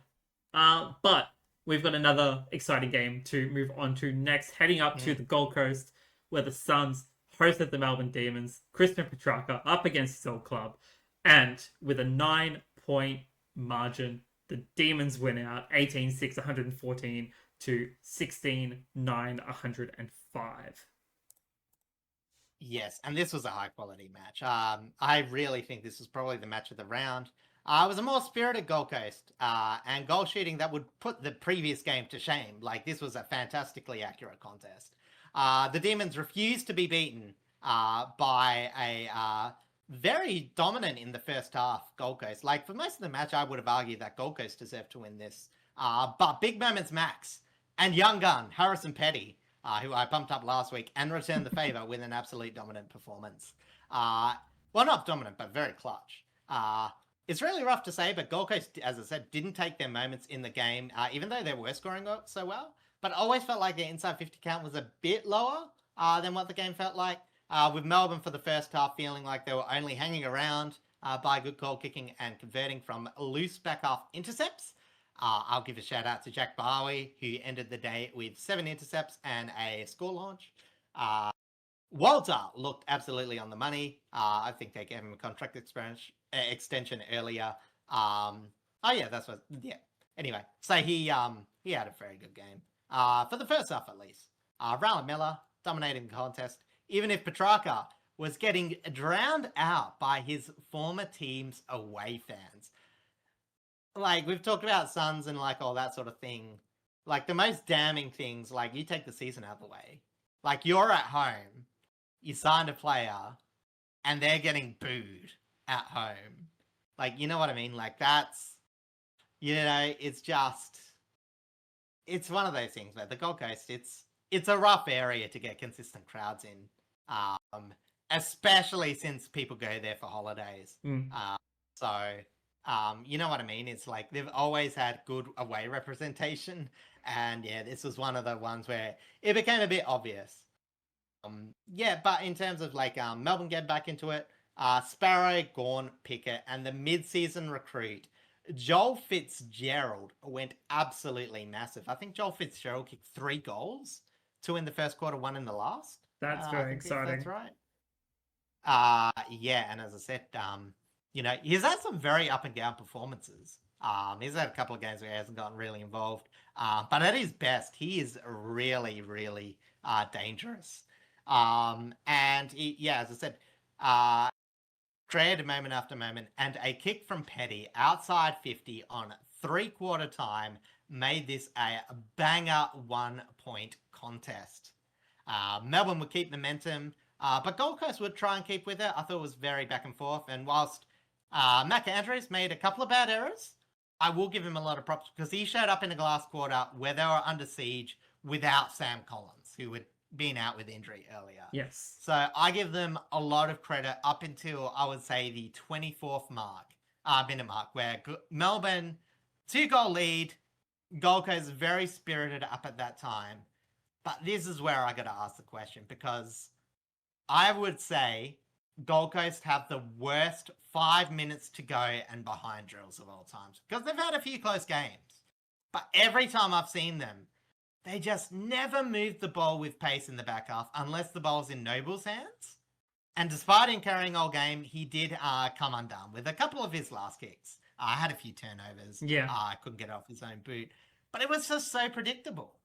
Like, he had to take the bad option because they were looking for him instead of taking it down the ground to where, like, Melbourne, who are, you know, not the best structured team, but they are decent enough with time. You know, just set up. And, you know, as I said, I don't want to blame this on Noble because I thought he did fantastic. He's been pretty solid for the entire season. But it was just amazing. Like, for the last, I think they said last 5 minutes, Max King was on the bench. And it's like your tallest, easiest target to go with. Part of it, I understand. Like, he didn't have the best game. Part of it, I understand why, and that's more to avoid injury. But at this point, like, your season is basically over if you didn't win this game. Like, it doesn't make any sense to have him on the bench, like, in the dying minutes when you need to be able to have someone up there that can kick goals and mark, like, and effectively, like, take strong marks with no, like, minimal issue. Like, it's a baffling decision. I do agree. But, like, outside of that, like, the Suns showed a lot more than we've seen them in the past, like, 2 months. And that's, exactly. It's good to see, but it's too little too late. Yeah, as I said, like, back half movement was still pretty bad. Like, it was the worst game I saw Joel Jeffrey play for ages, which, again, I think he's had a pretty good season. I'm going to forgive him for that. But I'm just saying, like, back half movement for that game was really just John Noble, who, again, 875 meters gains, 25 kicks. And, you know, Bodie Uland, who was, again, halfway between a reasonable defender and a rebounding option, is very versatile there. But, like, as I said, I think overall, like, they were a bit outclassed in movement. But, you know, at the same time, you know, again, like, this forward half pressure was leagues better than what they saw. And 69 points from the forward half. You know, yeah, sure, their defensive half movement wasn't that great. I will say, too, 5-2 from centre bounce. You know, again, I do think that midfield performance was better, but again, it's still a bit defense free. You know, it's still a lot one way. That being said, if you're going to be a team like this year that's like not got everything in order, which the Gold Coast clearly are, this was a game where they had enough pieces together to get a win, and I reckon they probably should have got the win. But, you know, credit to Melbourne just having the players that they needed to buckle down, because, like, in a season, especially when you're trying to contend, you're just going to get games like this where you've got a team, no one's really expecting them to perform, all the things come together, and you just got to find a way to win. And, you know, it was moments by a few players, even some of the fringe players like Bailey Laurie, didn't do much all game, but had a very nice goal near the end of the game. Carlton Folstrup too. Like he's had an interesting game where he's sort of been having a few run with, sometimes playing in the back pocket, sometimes playing in the midfield as sort of a run with player. And he's always a bit of a he's always good at like running with players, but also contributing offensively. He's not a full like tagger or anything, but as I said, he's just one of those players that you put him on a dangerous forward that likes to get involved with the ball, and he'll sort of get to the contest as well. So I've sort of liked him. I never really thought of him that much when he started, but he's sort of a player that's grown on me for a bit. And obviously, Jacob Van Rooyen. Yes. Very, very strong start to the game and a very nice goal to finish, as well as 12 contested possessions and a fair chunk of marks inside 50. Very solid game for him. Yeah, like Melbourne's become like such an interesting team to watch, and I don't know. There's plenty of teams that are definitely better than them. Plenty of teams that can't stop what they do, but every game you kind of want to go in supporting them because they just play such an exciting new brand of footy that like we haven't really seen all that much of. And like especially when it's a lot of it is coming from players that aren't necessarily high profile, like your Harrison Petties. Van Rooyen, whilst he is, this high draft pick superstar forward, he's not at that echelon just yet. So he's still a little under the radar in some areas. And then obviously, you've got your Jack Steele, who's been flying under the radar pretty much since he moved to the Demons. You got Sparrow, you've got Rivers, you've got all of these other players who you wouldn't consider high profile, but they're such good role players and are doing such a great job under Gorn and working alongside the Pickett boys. It is just making such a huge difference, I guess, to Melbourne's culture for one. But to two, just to support them and just be a fan of what they do. Yeah, and even like sometimes lazy forget, like Tom McDonald. Again, at times we're talking about as one of the best defenders in the league. He definitely had some big moments. Started off a bit slow against Walters, but sort of shut him down in the second half. But you know what I mean. As I said, they're just a team like, and I think this speaks to modern football too, where I think teams are realizing now you don't have to have the best key forwards. Like it helps. Like Fremantle, no doubt, part of their reason on top of the layers, they have the best. But you can definitely be really competitive if you don't have all the pieces, if you allow yourself to be more creative. And we've seen St Kilda do this without Max King. We've seen a few other teams like Carlton as well this week do it. And it can sort of fast track a rebuild where, you know what I mean? Where it's like, okay, yeah, you sort of allow a player to develop. You don't put as much pressure on him because it's like, you find other ways to score. And then again, when you get back at Van Rooyen, he's like I'll say 70% developed player. Whereas like, at least reasonable most times. Sometimes he'll have a stinker and sometimes he'll have a really good game. And, as I said, it just puts a lot of pressure on him. So Melbourne, absolutely fantastic. Gold Coast, eliminated. Confirmed terrible season. Might even make bottom four if they're unlucky, if they lose out and Port beat Essendon. But this was like by far a way better game than what they've been putting up. They've had a couple of reasonable games, despite the 10-game losing streak. But they've also lost 10 games in a row, which is sad. Because, as I said, like, especially with that crowd thing, like, it's just, it looks bleak. And that's always happens with Gold Coast franchises, is it looks bleak when things are going bad. Yeah. But hopefully, maybe this is just a year that's a blip. Maybe they get back to relevancy. They've got a core there, but if I was doing end of season stuff, I would definitely be focusing on games like this and like, okay, this is how we get back to our best footy, and then the small areas of improvement. Yeah, of course. On the injury side of things, as we had mentioned before, Sam Collins went out with a hard hit to the ribs. He definitely looked like he was in some pain, so could potentially miss at least a week for that. And Blake Howes with a wrist injury as well. And that brings us... A broken. Yeah, like that was the other rough. break, yeah. Unfortunately. He won't be back. And that is a huge blow, because Howes has been so good for Melbourne. Like, understated, like, he's been so reliable in a we've been mentioning before, like Howes is the next person to take over, like your McDonald's, your Jake Lever, who have been good but are getting long in the tooth. But, yeah. As I said, a small setback. Hopefully he'll be back early next year, but unlikely to play again this year. Hopefully.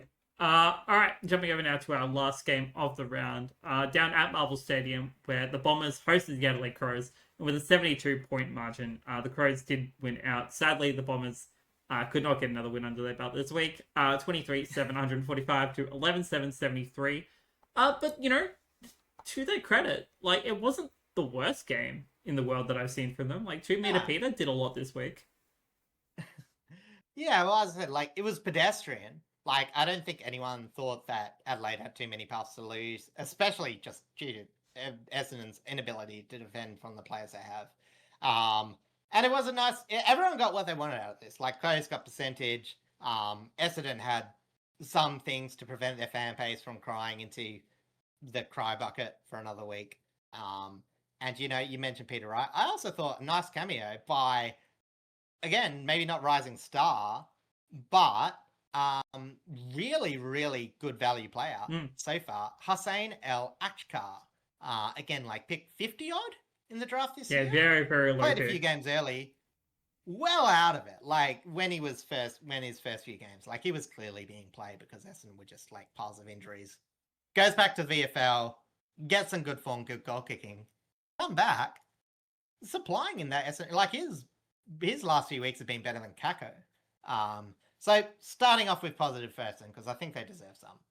In terms of the game, start with the back and forth too. Really good forward pressure by Essendon. Talking about El Achkar, I think he had a hold on the ball decision that got him an early goal. And, you know, it will sort of be the theme for the night. You know, as I said, Essendon's forward pressure, netting them goals. They got a lot of free kicks against. Mark Keane, mentioned earlier, didn't have the best night. I don't know whether he just partied too hard. After the broadcast or whatever. Possibly. But yeah, as I said, I'm not insinuating anything. But someone who didn't do bad. Riley Thilthorpe, 3 goals in the first. Way too much for Essendon to deal with. Even though, and I will say, Ben Reid hasn't missed a game this season. Despite being injured for like most of his career. So, I think that's a milestone. That's good. Talking about positives for Essendon. However, he just couldn't contain. Oh, sorry, Ben Reid, Zach Reid. Ben Reid's a bit of a throwback. Yeah. So, too much of a problem. Talking about too much of a problem, Rankin and Dawson made sure that the supply was coming. Dominated centre clearance with 71 points coming from that area. I should say 71 points coming from stoppages. Dons, yet again, plainly playing one-way stoppage game. They had a fair few stoppages, but they didn't defend at all. First game as two, had really good nights out. Ryan appreciated the ease in rebounds, even got a goal for his trouble. And Lodewijk had an interesting matchup with makeshift defender Harrison Jones. I think he has played defense for a couple of matches, but I remember him being a bit bad. But managed to do okay. Lodewijk got a goal. Harrison Jones was respectable enough. I don't think their system will go towards Harrison Jones in defense, but, you know, for a player struggling to fit into the side, you know, bit of versatility never... Yeah, it wasn't the worst option they could have gone with, really. Yeah.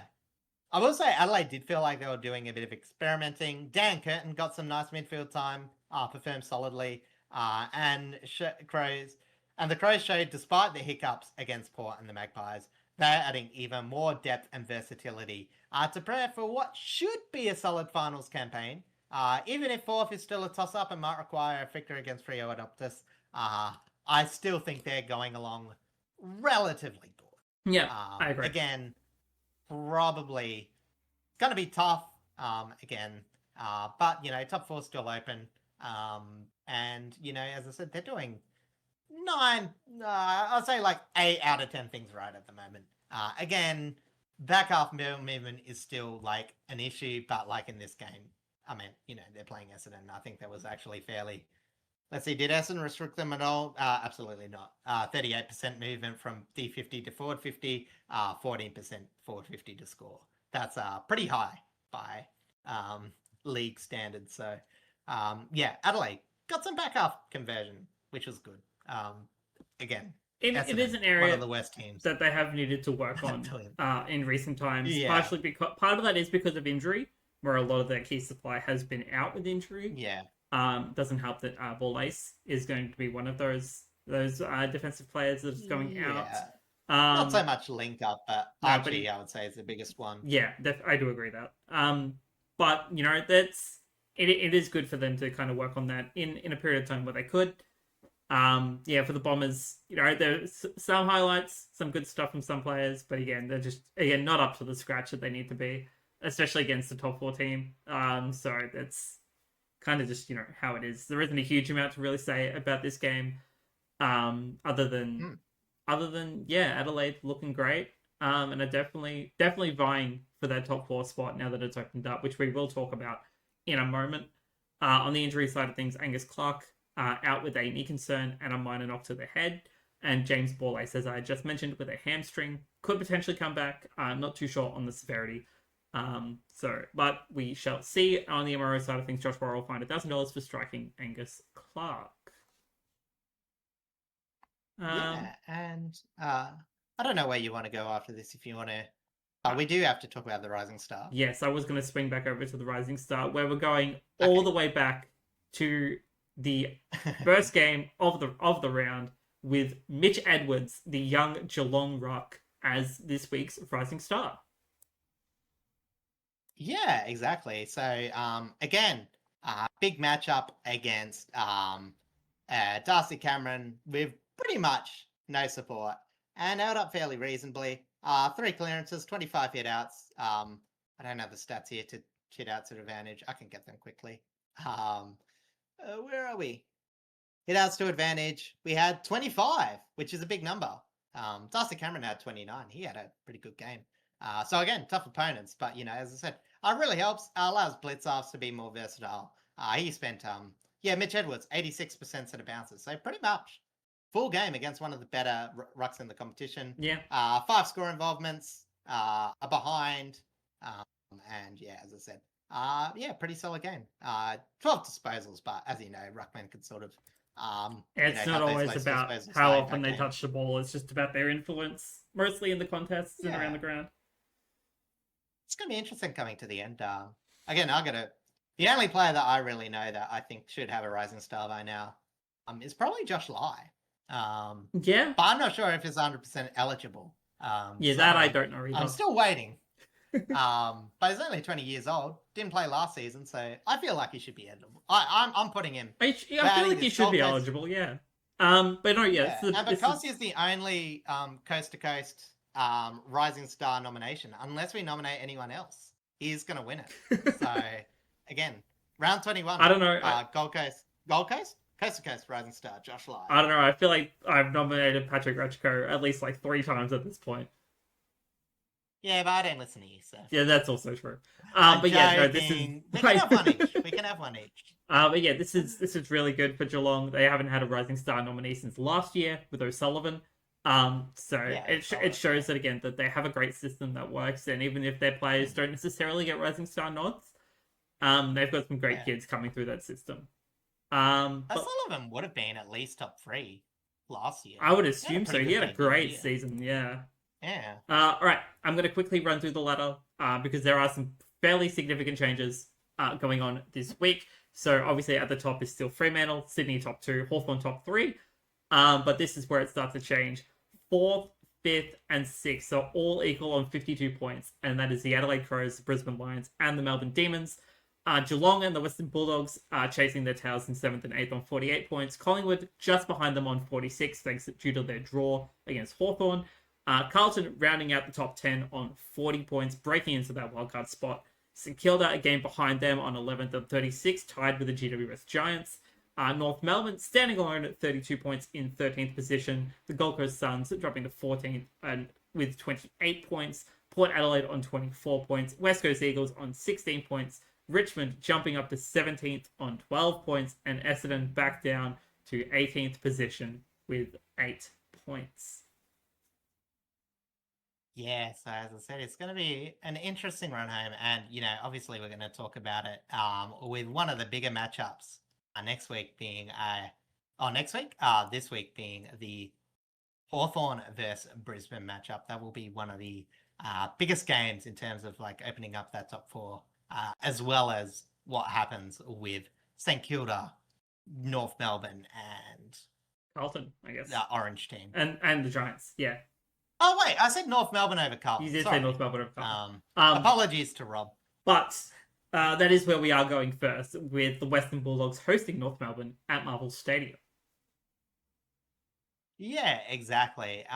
Look, this is going to be interesting because the Bulldogs will have some players back. Like, we know that. And again, like, their track record, 9 of the last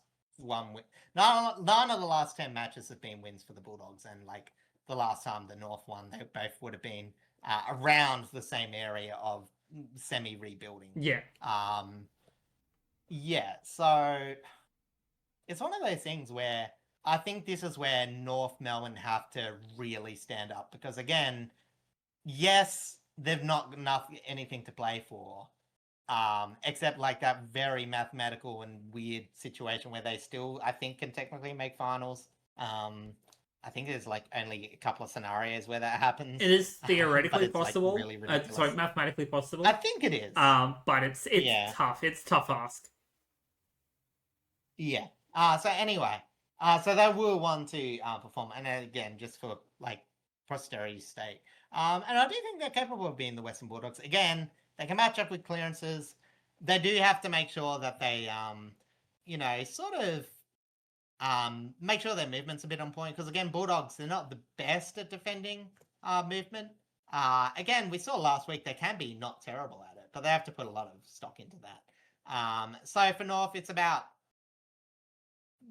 running with them, all things considered, and making sure that your defense holds up when needed. Again, if Aaron Norton comes back, as I said, the Western Bulldogs can run an offense around Aaron Norton. Yeah. They've got no issues with that. I think it's probably underrated, his ability to lead when there's no other players around him. I think that's actually where he plays his best football. But, as I said, but that being said, I think this is a pretty 50-50 game. I agree. If Norton does come back, and he probably will, I would go the Dogs. But if North Melbourne are able to like keep the sort of consistency up that they had against Hawthorn, I don't see why not that they could make this very close. Yeah, I don't think the Bulldogs are like that crusher on form either. So, as I said, they're a very vulnerable team. And yeah, as I said, North, like, at least in the last 2 weeks have shown something. So I would say like last 2 weeks, I would say North Storm's better than Western Bulldogs. Yeah, agree. That being said, I can't remember the Western Bulldogs opponent before last week, so maybe that's just me as well. But yeah, I don't know. I'm pretty sure it was Richmond. Ignore this just because I want to. Was it? Yeah, I think pretty sure Richmond played them like last week. Oh, week before. Yeah, I was there. Did they lose? Yes. No, the Dogs won. Brisbane lost, obviously. Yeah, like the Tigers did lose badly. Yeah. No, I can see both outcomes for that game, but our next 2 games we're talking about are probably the matches of the round, starting with a big Friday night clash up at the Gabba with the Lions taking on Hawthorn. This is like Brisbane need to win this if they want to try and shore up top that 4th spot and get the double chance. Hawthorn, honestly, even if they lose, I don't think it affects them a huge amount, but it does open up the possibility of that 3rd position up for grabs if other circumstances happen in the other 2 weeks. Yeah, it's sort of a weird one where if Hawthorn lose, it opens up the possibility. It makes Brisbane and Hawthorn more likely to finish up on those last 2 spots. It makes it a tiny bit harder for Adelaide and Melbourne to really contest, who both have to get upset wins, in this week and the following week. But, well, it's not Adelaide this week. They should win. Sorry, lazy. No, I know. But it does mean that they're, as I said, it's still vulnerability. But yeah, as I said, the big question is, are Brisbane affected by this defensive injury. They had honestly, they had a really dominant performance last year in this matchup. Won twice. One of them was 11-23, 89 to 11-13, 79, 11-23. Jeez. Yeah. That's West Coast conversion. Might even be worse. I don't know. What's worse, 9 out of 18 or 11 out of 23? Mathers. Tell me in the comments. I think 11 out of 23 is better. 11 out of 23 is better because that's 34 scoring shots for one, and that's like just under 50% success rate. Yeah, I guess. Anyway, getting distracted. Yeah. So clearances, yeah, Brisbane have the advantage, but like Hawthorn are pretty decent at defending from stoppage, so it's not going to be a big issue. Yep. Again, it's got to make sure that they don't let that become too big an issue because, again, no matter how bad Brisbane's defense is, if Brisbane are scoring every time they take it to centre bounce, going to give them a huge advantage, which is probably like Hawthorn's biggest area of losing. Like I would say that this is similar to like the Carlton Brisbane game, but going to be a lot, closer.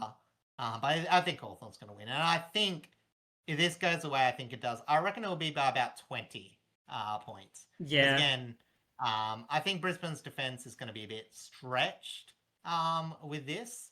But that being said, it is at the Gabba, and it also depends on how like greasy the Gabba is. Because again, if it is like one of those greasy games, then Brisbane like get a swing because then the tall forwards and all that just don't have as much impact because it makes it harder. The forecast for Brisbane for Friday night, top of 23, a low of 8. But knowing Brisbane's humidity, it'll probably be a little bit greasy. Yeah, just a tiny bit. But still, like cold, it might not do as much. Normally when it stays at like that warmish night with a bit of after a humid day. So who knows? But anyway, I guess Hawthorn. But, I don't know. I'm leaning towards the Hawks as well. Intangible. I don't know. Yeah. The arbitrary number is definitely but I'm definitely going for the Hawks. But yeah, let's jump over now to a big Saturday clash, probably the other match of the round, at the MCG where the Demons will host the Dockers. Yeah, and this has just been an interesting match because again, that time where Melbourne just got absolutely trounced by the Dockers a few times in a row. Those Alice Spring games where they got absolutely hammered despite looking okay in previous games. And then they got an upset win last year. This year, as I said, the Dockers pretty much dominated the Demons in their earlier matchup. But one of the most apparent things is like Melbourne did have the right idea. They were just turning the ball over. This is a different Melbourne team. They are still prone to turnovers, no doubt. But I think they've even gotten better from that initial matchup. And they started the season strong. Yeah. So it'll be interesting to see how much of that growth stays. And two, how much of this Freo slow start is going to continue to happen whilst they've had this position on lockdown. Because again, they've confirmed top spot right now. Yep. So they don't need to play players. They may throw out a few weird selections. And are Melbourne going to take advantage of that? There's a good chance. Like, this is definitely a solid chance for this to be Fremantle's third loss. Like, it does make sense if there was going to be a time. Is it going to be easy? Freo lose this? That opens up, again, it just continues to open up that 4th, 5th, 6th sort of fight so much wider, and it makes it makes it so much more interesting as well. And I can absolutely see Lucius. I can absolutely see the Demons winning it. Lucius, losing this, they go into the battle for elimination finals, and they win this, they go in the battle for top 4. Like, it's a pretty big swing, especially depending on what Geelong and Collingwood do from here on out. And a lot of this game as well does also, if Melbourne win, like, it has a huge influence on whatever the result of the Friday night game is too. Like, it's such an interesting knock-on effect of, like, directly after the other. Sometimes I love when footy scheduling is like this because it does make it interesting. Yeah. But on the other hand, like, it's a chaos of a schedule, and there's a lot of issues with it, and I want to talk about that probably in the off season. and we will talk about this a bit further today because there is something I do want to mention, and I'll mention it a bit later. But yeah, as I said, in terms of this though, again, Fremantle, they've got the tolls in the back line. And I think that's where Melbourne's going to struggle, especially with the loss of House. Like, I will say that like swings hugely towards Fremantle because again, Melbourne, their backstock is a bit lower than it has been. Obviously, no Stephen May.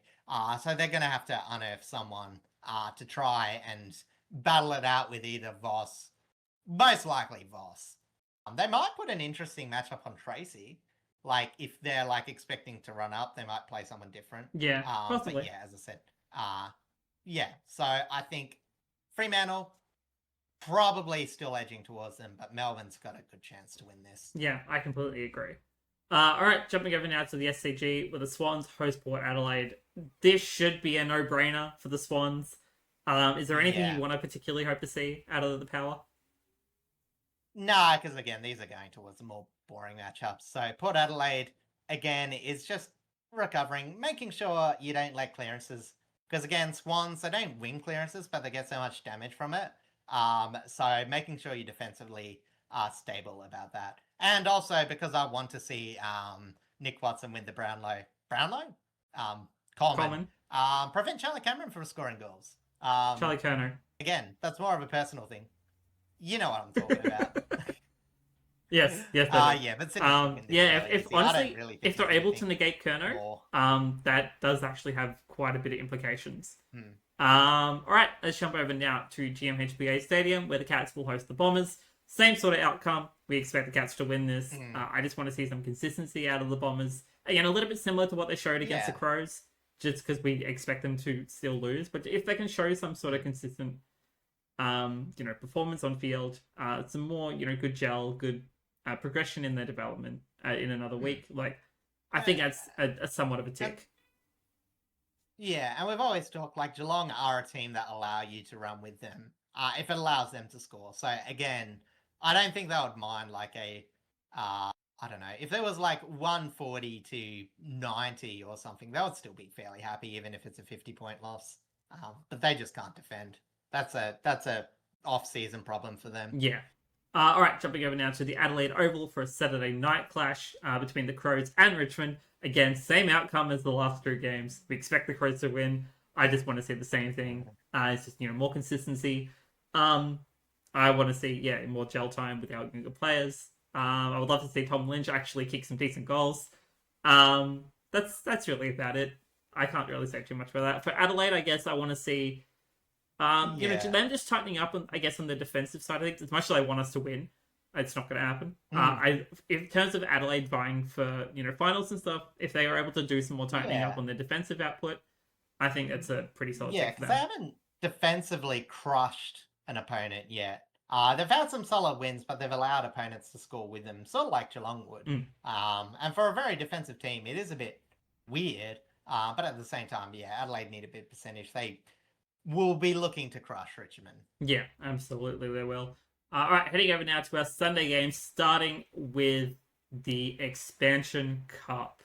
GWS and the Gold Coast Suns out at Monica in Canberra this time around. I don't know what to expect out of this game, to be honest. I mean, anything. Like, GWS, again, it's a must-win. Technically vying for 10th spot, must-win, and have patches of good areas. I think the best thing about them is their defense is pretty solid, and Gold Coast defending rebound isn't that great. So I think GWS should find more entries to win. However, like, as much as Gold Coast have crapped the bed from clearances and all that this year, GWS's worst clearance game would be worse than Gold Coast's average clearance game. So if Gold Coast can act a bit better, and there have been signs, I do think that this will be closer. And they did win earlier in the year. That's true. So again, as I said, overall, GWS are a pretty well-rounded team that can have any area fall apart. Yeah. Whereas Gold Coast have every area which is struggling, but theoretically they could patch it up. They've got the talent. Yeah, they do. So again, bit of a crapshoot. I'll probably just honestly, I don't know. Can they lose 11 games in a row? I think they can. I'm backing the Giants. This is a more likely game to this. I think it's their most likely game to win, so it's looking a bit dire. Possibly. I might tip Gold Coast. I just want to have faith in the world. That's fair. I don't have faith in the Gold Coast. Considering they did play decently against the Demons, you kind of give them a little bit more faith this week. All right, jumping over to Optus, where the Eagles will host the Magpies. Honestly, like I could see a bit of an upset from the Eagles here, but I imagine Collingwood will be going in to this game with a lot of like self-confidence, I guess, after last week of them just being but it's just you want to expect Collingwood to win, but I could very much see this being an upset. At Optus, I can see this being a bit closer. I can expect West Coast to stall Collingwood a bit.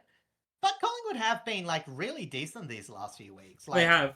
They've been batting a bit above average. And they've got to get their scoring a bit better, a bit more consistent. As I said,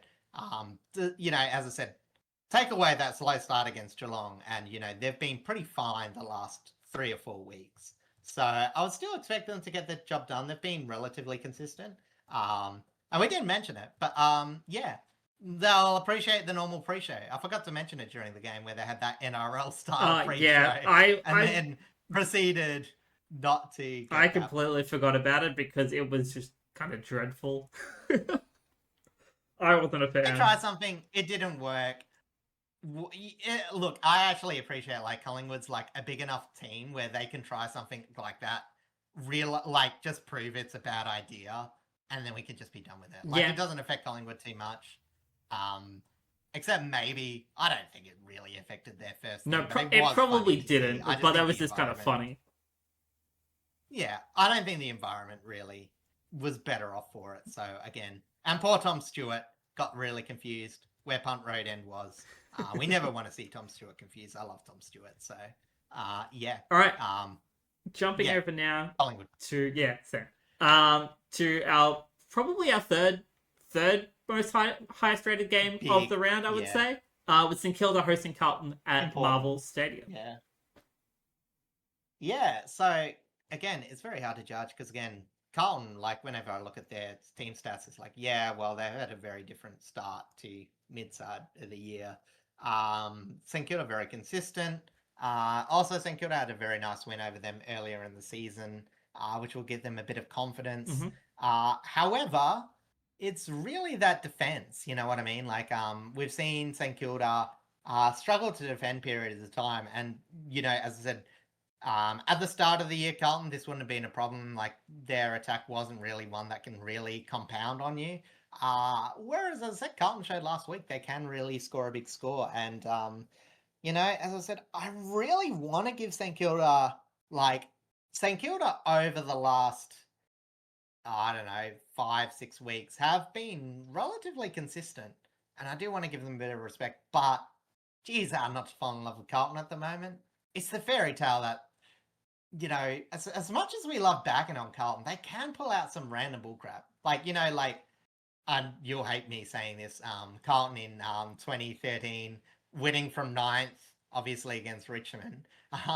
But you know what I mean? Like, I could imagine like a bullcrap scenario where Carlton win from 10th, maybe even jag in the elim final before going out in quarters. Yeah, I could also very much see it. I don't even think they'll get there, to be honest, but like, geez, it would be fun. I still think I'm tipping St Kilda, but I'll think about it. Yeah, honestly, their defense too. This one for me is probably going to be all based on team sheet. I think they both kind of match up really, really well into each other. And it's going to be very dependent on like what kind of Carlton shows up and what kind of St Kilda really shows up.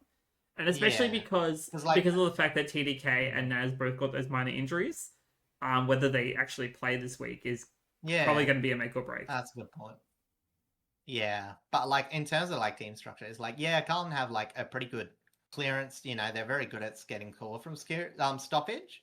But Saints are very good at defending from stoppage. So it's going to be interesting how that exactly plays out. So Carlton, they'll need to find a few sources apart from their direct goal kickers. But the exact same could be said for St Kilda because, again, Carlton's defence has been rock solid. They will stop.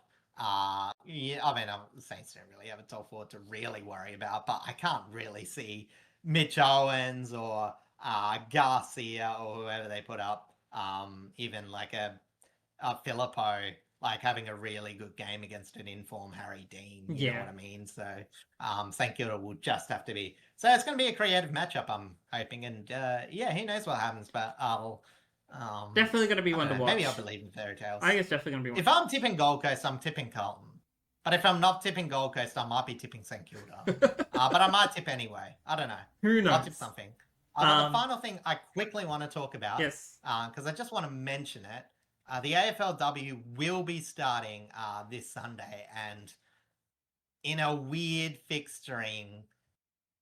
Yeah, we're not going to get too much about the team matchup and all that, but Sunday the 9th, it will be a curtain raiser at Marvel Stadium. St Kilda versus Carlton at 4:35 Eastern Standard Time. Yes, it'll be the match curtain raising that. So if you are going down, make sure, if you're really keen on it, not interested in the game before, go check it out. Make sure it's a good start to the season. But also, I'm not sure about starting it a week early because it's the only game on that week. The next game doesn't start until Thursday. Yeah, I don't get it. Weird. Like, I understand that they want to do curtain races and try and get more eyes on the game, but it's a conversation for next week. I think once we kind of see it, because I could end up going, to be honest. I'm kind of thinking about it, so we'll see. But yes, that does bring us to the end of the episode. Thank you all so much for liking, commenting, and subscribing. I won't do our usual what are we up to this week because I'm on a time crunch. We'll catch you all up on that next week. But yes, thank you all so much, and we'll see you all next week for episode 118. So until then, take care.